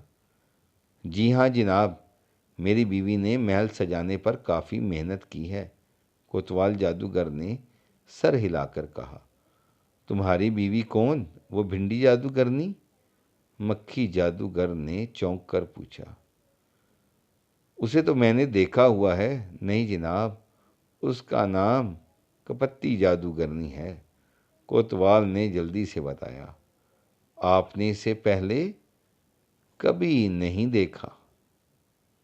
اچھا چلو اپنے محل کی طرف، تمہارے محل کی سجاوٹ بھی دیکھتے ہیں اور تمہاری بیوی کو بھی، مکھی جادوگر نے ہنس کر کہا۔ کوتوال اپنے محل کی طرف چل دیا۔ چند منٹ بعد وہ کوتوال کے محل جا پہنچے۔ محل میں خوب چراغاں ہو رہا تھا۔ اس کی دیواریں پھولوں کے گلدستوں سے اور پھولوں کی لڑیوں سے سجی ہوئی تھیں۔ بہت خوب کوتوال جادوگر، بہت خوب، مکی جادوگر نے تعریف کی۔ سجاوٹ اتنی خوبصورت ہے تو تمہاری بیوی انتہائی خوبصورت ہوگی، جس نے اتنی زبردست سجاوٹ کی ہے کہ اسے انعام دینے کو جی چاہتا ہے۔ کہاں ہے وہ؟ انعام کا سن کر کوتوال جادوگر لالچ میں آ گیا۔ اس نے کہا، جناب میری بیوی اندر ہے، تشریف لائیں۔ مکھی جادوگر کوتوال کے ساتھ محل میں داخل ہوا۔ کوتوال جادوگر اسے ایک کمرے میں لایا جہاں ایک خوبصورت سی جادوگرنی بیٹھی سنگھار کر رہی تھی۔ اس نے مکھی جادوگر کو آتے دیکھا تو اٹھ کر ادب سے سلام کیا۔ کپتی، وزیر صاحب تم سے ملنے اور محل کی سجاوٹ پر انعام دینے آئے ہیں۔ کوتوال نے کپتی جادوگرنی سے کہا، جلدی سے شربت لاؤ۔ رہنے دو، مکھی جادوگر نے تیزی سے کہا، شربت سے مجھے قبض ہو جاتی ہے، میں برفی کھانا پسند کرتا ہوں۔ بہتر حضور، ابھی برفی لاتا ہوں، کوتوال جادوگر نے کہا۔ آپ بیٹھیں۔ مکھی جادوگر خاموش رہا۔ کوتوال جادوگر برفی لینے محل سے باہر چلا گیا تو اس کی بیوی کپتی جادوگرنی نے مکھی جادوگر کو کرسی پیش کی اور وہ کرسی پر بیٹھ گیا۔ حضور، آپ نے خود آنے کی کیوں زحمت کی؟ مجھے اپنے محل میں طلب کر لیا ہوتا، کپتی جادوگرنی نے اس سے کہا۔ کوئی بات نہیں، تمہارا محل بھی دیکھنا تھا اور پرستان کی شہزادی سے چھینا ہوا عطر بھی تمہیں دینا تھا، مکھی جادوگر نے مسکراتے ہوئے کہا۔ پھر اس نے جیب سے عطر کی شیشی نکالی اور بولا، لو سونگھ کر دیکھو، کیسی پیاری پیاری خوشبو ہے تمہاری طرح۔ کپتی جادوگرنی نے خوش ہو کر شیشی لی اور کھول کر ناک سے لگائی، مگر سونگھتے ہی بے ہوش ہو کر گر پڑی، کیونکہ عطر نشہ آور تھا اور مکھی جادوگر اصل میں عمر عیار تھا، جس نے خود کو مکھی جادوگر کا ہم شکل بنایا ہوا تھا، جبکہ اصل مکھی جادوگر کو اس نے سپاہی درشن جادوگر کا ہم شکل بنا کر اسے عمر ظاہر کر کے کوتوال جادوگر کے ذریعے قید خانے بھجوا دیا تھا۔ اس نے کپتی جادوگر کے ہاتھ سے شیشی لے لی اور پھر اس کے ہاتھ پاؤں باندھے اور اس کی زبان میں سوئی پیوست کر کے پلنگ کے نیچے چھپا دیا۔ فارغ ہو کر وہ کمرے سے نکلا اور محل کی تلاشی لینے لگا۔ ایک کمرے میں سونے چاندی کے سکوں سے بھرے 12 صندوق دیکھ کر وہ خوش ہو گیا اور اس نے زنبیل کھولی اور سارے سکے اس میں بھر دیے۔ واپس پہلے کمرے کی طرف چل دیا۔ کمرے کے پاس ہی باورچی خانہ دیکھ کر وہ اس میں داخل ہوا اور شربت کا جگ بھر کر اس میں سفوف بے ہوشی گھولا، پھر جگ اٹھا کر کمرے میں آ گیا۔ اس نے جگ میز پر رکھا اور کرسی پر بیٹھ کر کوتوال جادوگر کا انتظار کرنے لگا۔ کوتوال جادوگر برفی لے کر واپس آیا۔ وہ کمرے میں داخل ہوا تو مکھی جادوگر کے ہاتھ سے شربت کا گلاس جو نصف بھرا ہوا تھا۔ آؤ کوتوال، تمہاری بیوی نے بڑا مزیدار شربت بنایا ہے۔ مکھی جادوگر نے گلاس میز پر رکھا اور بولا، تم بھی پیو۔ کوتوال جادوگر نے برفی کا لفافہ اس کے سامنے رکھتے ہوئے کہا، لیجئے حضور، برفی کھائیے۔ کپتی کہاں ہے؟ وہ دوسرے کمرے میں سر کھپانے گئی ہے۔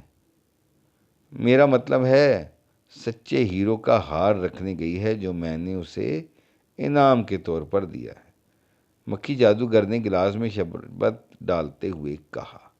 اچھا، آپ نے اسے ہیرو کا ہار دیا ہے؟ کوتوال نے خوش ہو کر کہا۔ ہاں، وہ کوئی معمولی ہار نہیں، پورے 5 لاکھ کا ہے، مکھی جادوگر نے مسکرا کر کہا۔ لو پہلے شربت پیو۔ اس نے گلاس اٹھا کر کوتوال جادوگر کے ہاتھ میں دے دیا۔ 5 لاکھ کے ہار کا سن کر کوتوال جادوگر بہت خوش ہوا اور بولا، بہت بہت شکریہ حضور۔ پھر اس نے شربت کا گلاس منہ سے لگا لیا، لیکن شربت پیتے ہی وہ بے ہوش ہو کر گر پڑا۔ ادھر کوتوال کے حکم پر سپاہی نقلی عمروں کو اٹھائے قید خانے میں قید کے لیے پہنچے۔ نقلی عمروں اصل میں مکھی جادوگر تھا اور عمروں نے رنگ و روغن سے اس کی شکل درشن جادوگر جیسی بنا کر یہ ظاہر کیا تھا کہ وہ عمرو عیار ہے۔ قید خانے کے انچارج نے اسے روکا۔ جادوگر نے ان سپاہیوں سے پوچھا کہ وہ اسے قید خانے کیوں قید کرانے آئے ہیں۔ جواب میں سپاہیوں نے کہا، جناب یہ عمرو عیار ہے جو درشن جادوگر کا ہم شکل بن کر مکھی جادوگر کے محل میں لوٹ مار کرنے گیا تھا، لیکن مکھی جادوگر نے اسے گرفتار کر کے یہاں بھجوایا ہے کہ صبح حاکم قلعہ کے حضور پیش کیا جائے۔ وہاں موجود قید خانے کے محافظوں نے جب یہ سنا کہ عمرو عیار پکڑ کر لایا گیا تو حیران رہ گئے۔ چند لمحوں میں ہی یہ خبر پورے قید خانے میں پھیل گئی۔ عمرو عیار کو گرفتار کر کے قید خانے میں لایا گیا۔ قید خانے کے انچارج روکھا جادوگر نے سوچا کہ عمرو زبردست عیار مکار شخص ہے، کہیں قید خانے کا دروازہ توڑ کر بھاگ نہ جائے، اس لیے کیوں نہ اسے ابھی حاکم قلعہ کے سامنے پیش کر دیا جائے۔ اگر وہ صبح ہونے سے پہلے قید خانے سے فرار ہو گیا تو کوتوال جادوگر اسے نہ صرف نوکری سے ہٹا دے گا بلکہ سزا بھی دلوائے گا۔ روکھا جادوگر نے فیصلہ کیا وہ اسی وقت عمرو کو حاکم قلعہ کے حضور پیش کرے گا، اس طرح اس کی ذمہ داری ختم ہو جائے گی۔ لیکن اس نے عمرو کو حاکم کے پاس لے جانے سے پہلے مناسب سمجھا کہ پہلے حاکم کو اطلاع دینا اور عمرو کے بارے میں پوچھ لینا چاہیے۔ چنانچہ وہ عمرو کو قید خانے کی کوٹری میں بند کر کے قید خانے سے نکلا اور حاکم قلعہ کے محل کی طرف چل دیا جو شاہی محل کہلاتا تھا۔ شاہی محل کے دروازے پر دربان کھڑے پہرا دے رہے تھے۔ روکھا جادوگر نے ان سے کہا، بادشاہ سلامت کو میری آمد کی اطلاع دو، بہت ضروری کام ہے۔ اس کی بات سن کر ایک سپاہی محل کے اندر چلا گیا۔ وہ چند منٹ بعد واپس آیا اور روکھا جادوگر سے بولا، تم اندر جا سکتے ہو۔ روکھا جادوگر شاہی محل میں داخل ہوا۔ وہ محل کے کمروں سے واقف تھا، اس لیے وہ روکھا جادوگر کے کمرے کی طرف بڑھنے لگا۔ قلعے کے حاکم اور افرا سیاب کا داماد پنکھا جادوگر کمرے میں بیٹھا تھا۔ وہ اپنے ارکان حکومت سے اسی کمرے میں ملاقات کیا کرتا تھا۔ روکھا جادوگر نے کمرے میں داخل ہو کر ادب سے سلام کیا۔ ارے رکھے، اس وقت تمہیں یہاں آنے کی کیا ضرورت تھی؟ پنکھا جادوگر نے نرم لہجے میں پوچھا۔ صبح دربار میں آ جاتے۔ حضور معافی چاہتا ہوں، روکھا جادوگر نے مؤدبانہ لہجے میں کہا۔ دراصل میں نے اپنی نوکری خطرے میں محسوس کی ہے، اس لیے آپ کو اسی وقت زحمت دی۔ کوتوال جادوگر نے پرانے دشمن عمرو عیار کو گرفتار کر کے قید خانے بھجوایا ہے۔ کیا؟ پنکھا جادوگر حیرت سے اچھل پڑا۔ وہ ہمارے قلعے میں کیسے گھس آیا؟ عمرو کی قلعے میں آمد کا سن کر پنکھا جادوگر پریشان ہو گیا تھا۔ وہ جانتا تھا کہ عمرو لالچی ہے اور یقیناً قلعے والوں کو لوٹنے آیا ہے۔ پنکھا جادوگر کا سوال سن کر قید خانے کا انچارج روکھا جادوگر کہنے لگا، نہیں، وہ قلعے میں کیسے داخل ہوا؟ مجھے تو اتنا معلوم ہے کہ عمرو مکھی جادوگر کا محل لوٹنے کی غرض سے اس کے محل میں داخل ہوا تھا۔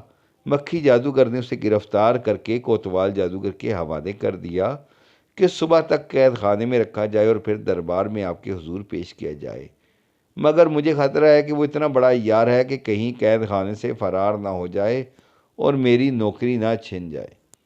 اس لیے میں نے سوچا کہ عمرو کو اسی وقت آپ کے حضور پیش کیا جائے تاکہ آپ اسے جو سزا دینا چاہیں ابھی دے دیں۔ اب آپ حکم فرمائیں، لے آؤں عمرو کو؟ روکھا جادوگر نے آخر میں پوچھا۔ یقیناً عمرو کو ہماری شادی کی سالگرہ کے جشن کا علم ہوا ہوگا اور وہ یہاں لوٹ مار کرنے کی نیت سے آیا ہوگا، پنکھا جادوگر نے غصے سے کہا۔ تم ابھی واپس جاؤ اور اسے قتل کر دو۔ میں طلسم کے شہنشاہ افرا سیاب کو اس کے مرنے کی اطلاع بھیج دیتا ہوں تاکہ وہاں بھی عمرو سے نجات پانے کی خوشیاں منائی جائیں۔ پنکھا جادوگر کا حکم سن کر روکھا جادوگر نے उसे सलाम किया और महल से निकलकर वापस कैद खाने की तरफ रवाना हो गया। अभी वो कैद खाने से दूर ही था कि सामने से कोतवाल जादूगर अपने महल से बाहर निकलता दिखाई दिया। रुककर कोतवाल जादूगर को सलाम किया। कहाँ जा रहे हो? कोतवाल जादूगर ने सख्त लहजे में इससे पूछा। कैद खाने जा रहा हूँ जनाब, रुखा जादूगर ने घबरा कर जवाब दिया। क्यों, किधर से आ रहे हो इस वक्त? कोतवाल ने घूरते हुए सवाल किया। उसके इस अंदाज पर रूखा जादूगर और भी घबरा गया। शायद कोतवाल को पता चल गया है कि वो हाकिम किला के पास गया था, वरना वो इतनी सख्ती से पूछगछ न करता। अब अगर उसने झूठ बोला तो कोतवाल इसे माफ नहीं करेगा। मुआफ़ी चाहता हूँ जनाब, रूखा जादूगर ने परेशान लहजे में कहा।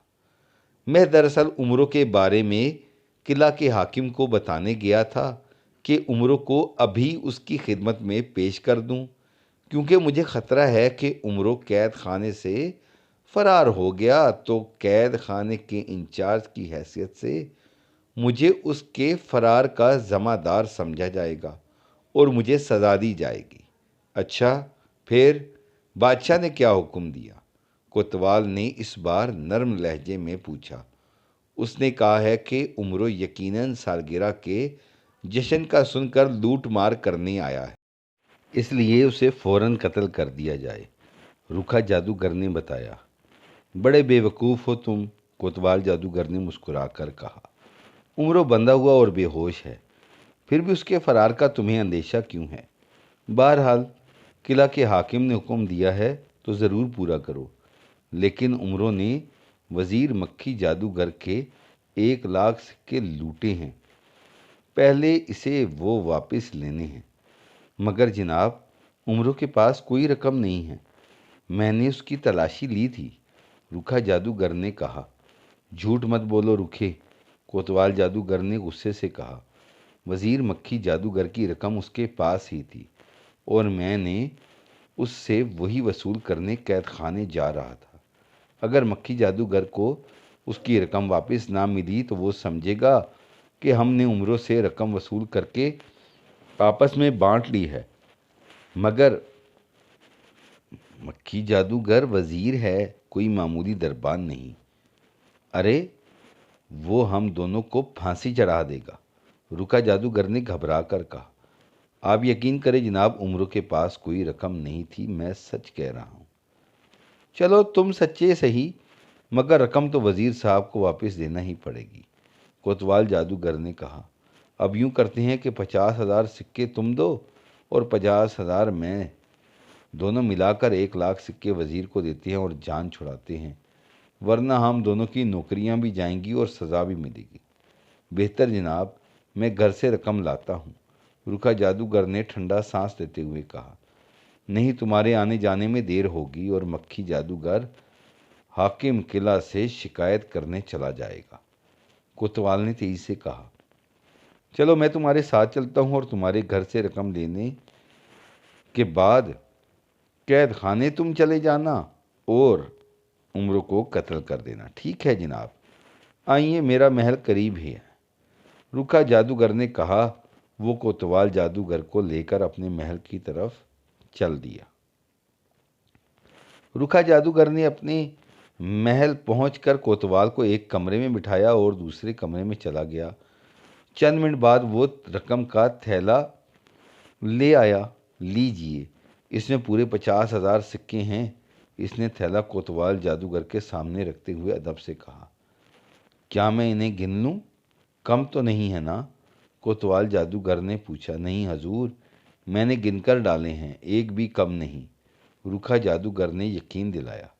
ठीक है, अब मैं अपने महल से बाकी 50,000 सिक्के मंगवा कर इनमें शामिल करता हूँ, कोतवाल जादूगर ने मुस्कुराते हुए कहा। तुम अब कैद खाने जाकर उमरों को कत्ल कर दो और अपने दरबान को मेरे पास भेजते जाओ, उसे रकम लेने में महल भेजना चाहता हूँ। रूखा जादूगर बाहर आया और दरबान से बोला कि मैं कैद खाने जा रहा हूँ, तुम अंदर जाओ, कोतवाल ने तुम्हें अपने महल भेजना है। दरबान को हिदायत करके रूखा जादूगर कैद खाने की तरफ चल दिया। دربان محل میں داخل ہو کر کمرے میں جا پہنچا۔ کوتوال جادوگر ایک لفافہ لیے بیٹھا تھا۔ کیا حکم ہے جناب؟ میرے آقا آپ کے محل جانے کو کہہ گئے ہیں مجھ سے۔ دربان نے ادب سے کہا، ہاں، وہاں سے 50,000 سکے لانے ہیں۔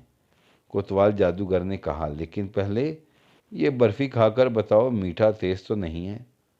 اس نے لفافے سے برفی کا ایک ٹکڑا نکال کر دربان کو دیا۔ دربان نے برفی کھائی اور کھاتے ہی بے ہوش ہو کر گر پڑا، کیونکہ برفی نشہ آور تھی۔ کوتوال جادو کے گھر کے روپ میں عمر عیار تھا، جس نے خود کو کوتوال کا ہم شکل بنا رکھا تھا۔ وہ اٹھا اور محل کی تلاشی لینے لگا۔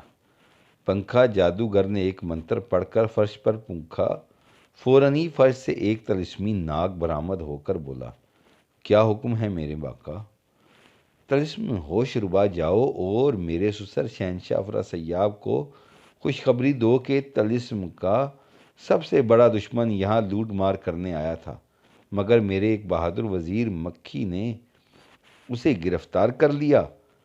اب عمروں کو قتل کیا جا رہا ہے تاکہ کل میری شادی کی سالگرہ کی خوشی کے ساتھ ساتھ عمروں کی موت کا جشن بھی منایا جا سکے۔ آپ سب کو عمروں کی موت مبارک ہو۔ طلسمی ناگ اس کا حکم سن کر واپس فرش میں سما گیا۔ پنکھا جادوگر اس کمرے سے نکل کر دوسرے کمرے میں آیا، جہاں اس کی بیوی دسترخوان پر بیٹھی اس کا انتظار کر رہی تھی۔ اس نے کہا، کھانا ٹھنڈا ہو رہا ہے، پنکھے تم کہاں چلے گئے تھے؟ میری تو بھوک اڑ گئی ہے سندل، خوشی کے مارے پیٹ بھرا ہوا لگ رہا ہے۔ پنکھا جادوگر نے مسکرا کر کہا، تم بے شک کھانا کھا لو۔ کیسی خوشی سرتاج؟ سندل جادوگرنی نے حیران ہو کر پوچھا۔ دراصل جادوگروں کا خطرناک ترین دشمن عمروں پکڑا گیا ہے۔ پنکھا جادوگر بولا، اسے مکھی جادوگر نے پکڑا ہے اور اب وہ قید خانے میں ہے۔ قید خانے کا انچارج رکھا جادوگر مجھے اطلاع دینے آیا تھا۔ میں نے اسے حکم دیا ہے کہ عمروں کو فوراً قتل کر دیا جائے۔ اس کے علاوہ میں نے تمہارے باپ شہنشاہ افرا سیاب کو بھی عمروں کے قتل کیے جانے کی خوشخبری بھیج دی ہے۔ یہ سن کر سندل جادوگرنی نے کہا، تم نے عمروں کو قتل کروانے میں جلدی کی۔ میں نے عہد کیا ہوا تھا کہ میرے باپ کی سلطنت کا دشمن عمروں جب بھی پکڑا گیا میں اسے جوتے مار مار کر گنجا کرنے کے بعد قتل کروں گی۔ ارے، تم اپنا عہد اب بھی پورا کر سکتی ہو، پنکھا جادوگر نے تیزی سے کہا۔ عمروں ابھی زندہ ہے، رکھا جادوگر تو ابھی راستے میں ہی ہوگا۔ یہ کہہ کر اس نے تالی بجائی۔ فوراً ایک غلام اندر آیا۔ پنکھا جادوگر نے اس سے کہا، فوراً کوتوال جاؤ اور جادوگر کے پاس جاؤ اور اس سے کہو کہ عمروں کو قید خانے سے نکال کر یہاں لے آئے، ہم اسے یہاں قتل کریں گے۔ غلام اس کا حکم سن کر محل سے نکلا اور کوتوال جادوگر کے محل کی طرف چل دیا۔ وہ محل کے قریب پہنچا ہی تھا کہ کوتوال جادوگر اپنے محل سے نکل کر آتا دکھائی دیا۔ غلام نے آگے بڑھ کر اسے سلام کیا اور پنکھا جادوگر کا حکم سنایا، تم جاؤ، میں عمروں کو قید خانے سے نکال کر لاتا ہوں۔ کوتوال جادوگر نے غلام سے کہا۔ غلام نے واپس محل آ کر پنکھا جادوگر سے کہا، حضور، میں نے کوتوال جادوگر کو آپ کا پیغام پہنچا دیا ہے، وہ عمروں کو قید خانے سے نکال کر لا رہا ہے۔ پنکھا جادوگر اور اس کی بیوی سندل جادوگرنی انتظار کرنے لگے۔ چند منٹ بعد کوتوال جادوگر کی آمد کی اطلاع دینے دربان اندر آیا۔ ٹھیک ہے، اسے اندر بھیج دو، پنکھا جادوگر نے دربان سے کہا۔ دربان پلٹ کر باہر چلا گیا۔ چند لمحوں بعد کوتوال جادوگر عمروں کو اٹھائے کمرے میں داخل ہوا۔ اس نے پنکھا جادوگر کو سلام کیا اور عمروں کو فرش پر ڈال دیا۔ عمروں کے ہاتھ پاؤں بندھے ہوئے تھے اور وہ بے ہوش تھا۔ لو سندل، تم عمروں کو جوتے مار کر اپنا عہد پورا کر لو، پنکھا جادوگر نے سندل جادوگرنی سے کہا۔ اسے گنجا کر کے خنجر سے ہلاک کر ڈالو۔ ٹھہریے حضور، کوتوال جادوگر نے تیز سے کہا، پہلے حفاظتی خوشبو نکالیں، اپنی اپنی ناک پر لگا لیں، کیونکہ عمرو گنجا ہوگا تو اس کے بال اڑیں گے، اور کوئی بال آپ کی ناک میں چلا گیا تو اس کی بدبو سے آپ کو طاعون ہو جائے گا۔ یہ کہہ کر اس نے جیب سے عطر کی شیشی نکالی اور عطر پنکھا جادوگر اور سندل جادوگرنی کے نتنوں پر لگا دیا، مگر عطر سونگھتے ہی دونوں بے ہوش ہوتے چلے گئے۔ اسی لمحے فرش سے طلسمی ناگ برآمد ہوا اور بے ہوش پنکھا جادوگر سے کہنے لگا، شہنشاہ افرا سیاب نے طلسمی کتاب دیکھ کر کہا ہے کہ بندہ ہوا بے ہوش آدمی عمرو عیار نہیں ہے، بلکہ کوتوال جادوگر ہے، اور قید خانے میں بند عمرو اصل میں مکھی جادوگر ہے، جبکہ اصلی عمرو عیار کوتوال کی شکل میں تمہارے کمرے میں موجود ہے، اسے فوراً قتل کر دیا جائے۔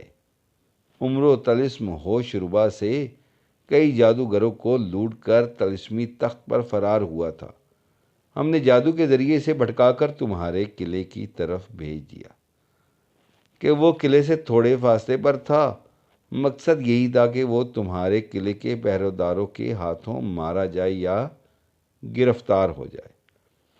اتنا بتا کر طلسمی ناگ غائب ہو گیا۔ کوتوال جادوگر جو اصل میں عمرو ہی تھا مسکرانے لگا، اس نے کمرے کا دروازہ بند کیا، پھر زنبیل سے رنگ و روغن عیاری نکالا اور اپنی شکل تبدیل کرنے لگا۔ اس نے خود کو پنکھا جادوگر کا ہم شکل بنایا اور اس کا لباس پہن لیا، پھر اس نے پنکھا جادوگر کو اپنا ہم شکل یعنی عمرو عیار بنایا اور زنبیل سے اپنی پوشاک نکال کر اسے پہنا دی۔ اب پنکھا جادوگر عمرو دکھائی دے رہا تھا۔ اس نے سندل جادوگرنی کے ہاتھ پاؤں باندھے اور پنکھا جادوگر کے ہاتھ پاؤں باندھ کر اس کی زبان میں سوئی پیوست کر دی، پھر سندل جادوگرنی کو اٹھا کر پلنگ کے نیچے چھپایا اور خود کمرے سے نکل کر محل کی تلاشی لینے لگا۔ وہ خزانے والے کمرے میں آیا اور سارا خزانہ اپنی زنبیل میں بھر کر واپس پہلے کمرے میں آ گیا۔ اس نے تالی بجائی اور ایک غلام اندر آیا، اسے قید خانے لے جاؤ اور رکھا جادوگر سے کہو کہ اسے قتل کر کے اس کی لاش شہنشاہ افرا سیاب کی طرف طلسمی تخت کے ذریعے بھیج دی جائے، تاکہ افرا سیاب کو عمرو کی موت کا یقین آ جائے۔ دربان نے عمرو کے ہم شکل میں پنکھا جادوگر کو اٹھایا اور قید خانے کی طرف روانہ ہو گیا۔ اس کے جاتے ہی عمرو بھی محل سے نکل آیا۔ اس نے باہر کھڑے دربان کو حکم دیا، طلسمی تخت بناؤ، میں قلعے کے باہر سیر کرنے جاؤں گا۔ دربان نے ایک منتر پڑھ کر زمین پر پھونکا، وہاں ایک تخت نمودار ہو گیا۔ عمرو نے تخت پر بیٹھتے ہوئے کہا، آؤ تم بھی میرے ساتھ چلو۔ دربان اس عزت افزائی پر خوش ہوا اور تخت پر بیٹھ گیا۔ عمرو نے تخت کو قلعے سے باہر چلنے کا حکم دیا۔ تخت فضا میں بلند ہوتا ہوا اڑتا ہوا قلعے سے باہر نکل آیا۔ عمرو نے جیب سے برفی کا لفافہ نکالا اور ایک ٹکڑا اور دربان کو دیا۔ لو کھاؤ اور بتاؤ کہ دودھ زیادہ ہے یا شکر۔ دربان نے برفی کھائی اور کھاتے ہی بے ہوش ہو گیا۔ تب عمرو نے تخت کو اپنے ملک چلنے کا حکم دیا اور تخت اس کے ملک کی طرف پرواز کرنے لگا۔ طلسم ہوش ربا کے شاہی دربار میں افرا سیاب بیٹھا عمرو کی موت کی خوشی میں رقص دیکھ رہا تھا۔ اچانک آسمان سے ایک تخت دربار میں افرا سیاب کے سامنے اترا، اس پر ایک لاش پڑی تھی۔ افرا سیاب نے فوراً پہچان لیا کہ وہ عمرو کی لاش ہے۔ اسے خوشی ہوئی مگر حیرت بھی ہوئی کہ پنکھا جادوگر نے عمرو کی لاش اس کے پاس کیوں بھیجی ہے۔ اپنی حیرت دور کرنے کے لیے اس نے منتر پڑھ کر طلسمی کتاب پر پھونکا اور اسے کھول کر پڑھا۔ اس میں لکھا تھا، یہ عمرو نہیں ہے بلکہ پنکھا جادوگر کی لاش ہے، جسے عمرو کی ہدایت پر قید خانے میں قتل کیا گیا ہے، جبکہ اصل عمرو پنکھا جادوگر بن کر اپنے ملک پہنچ چکا ہے۔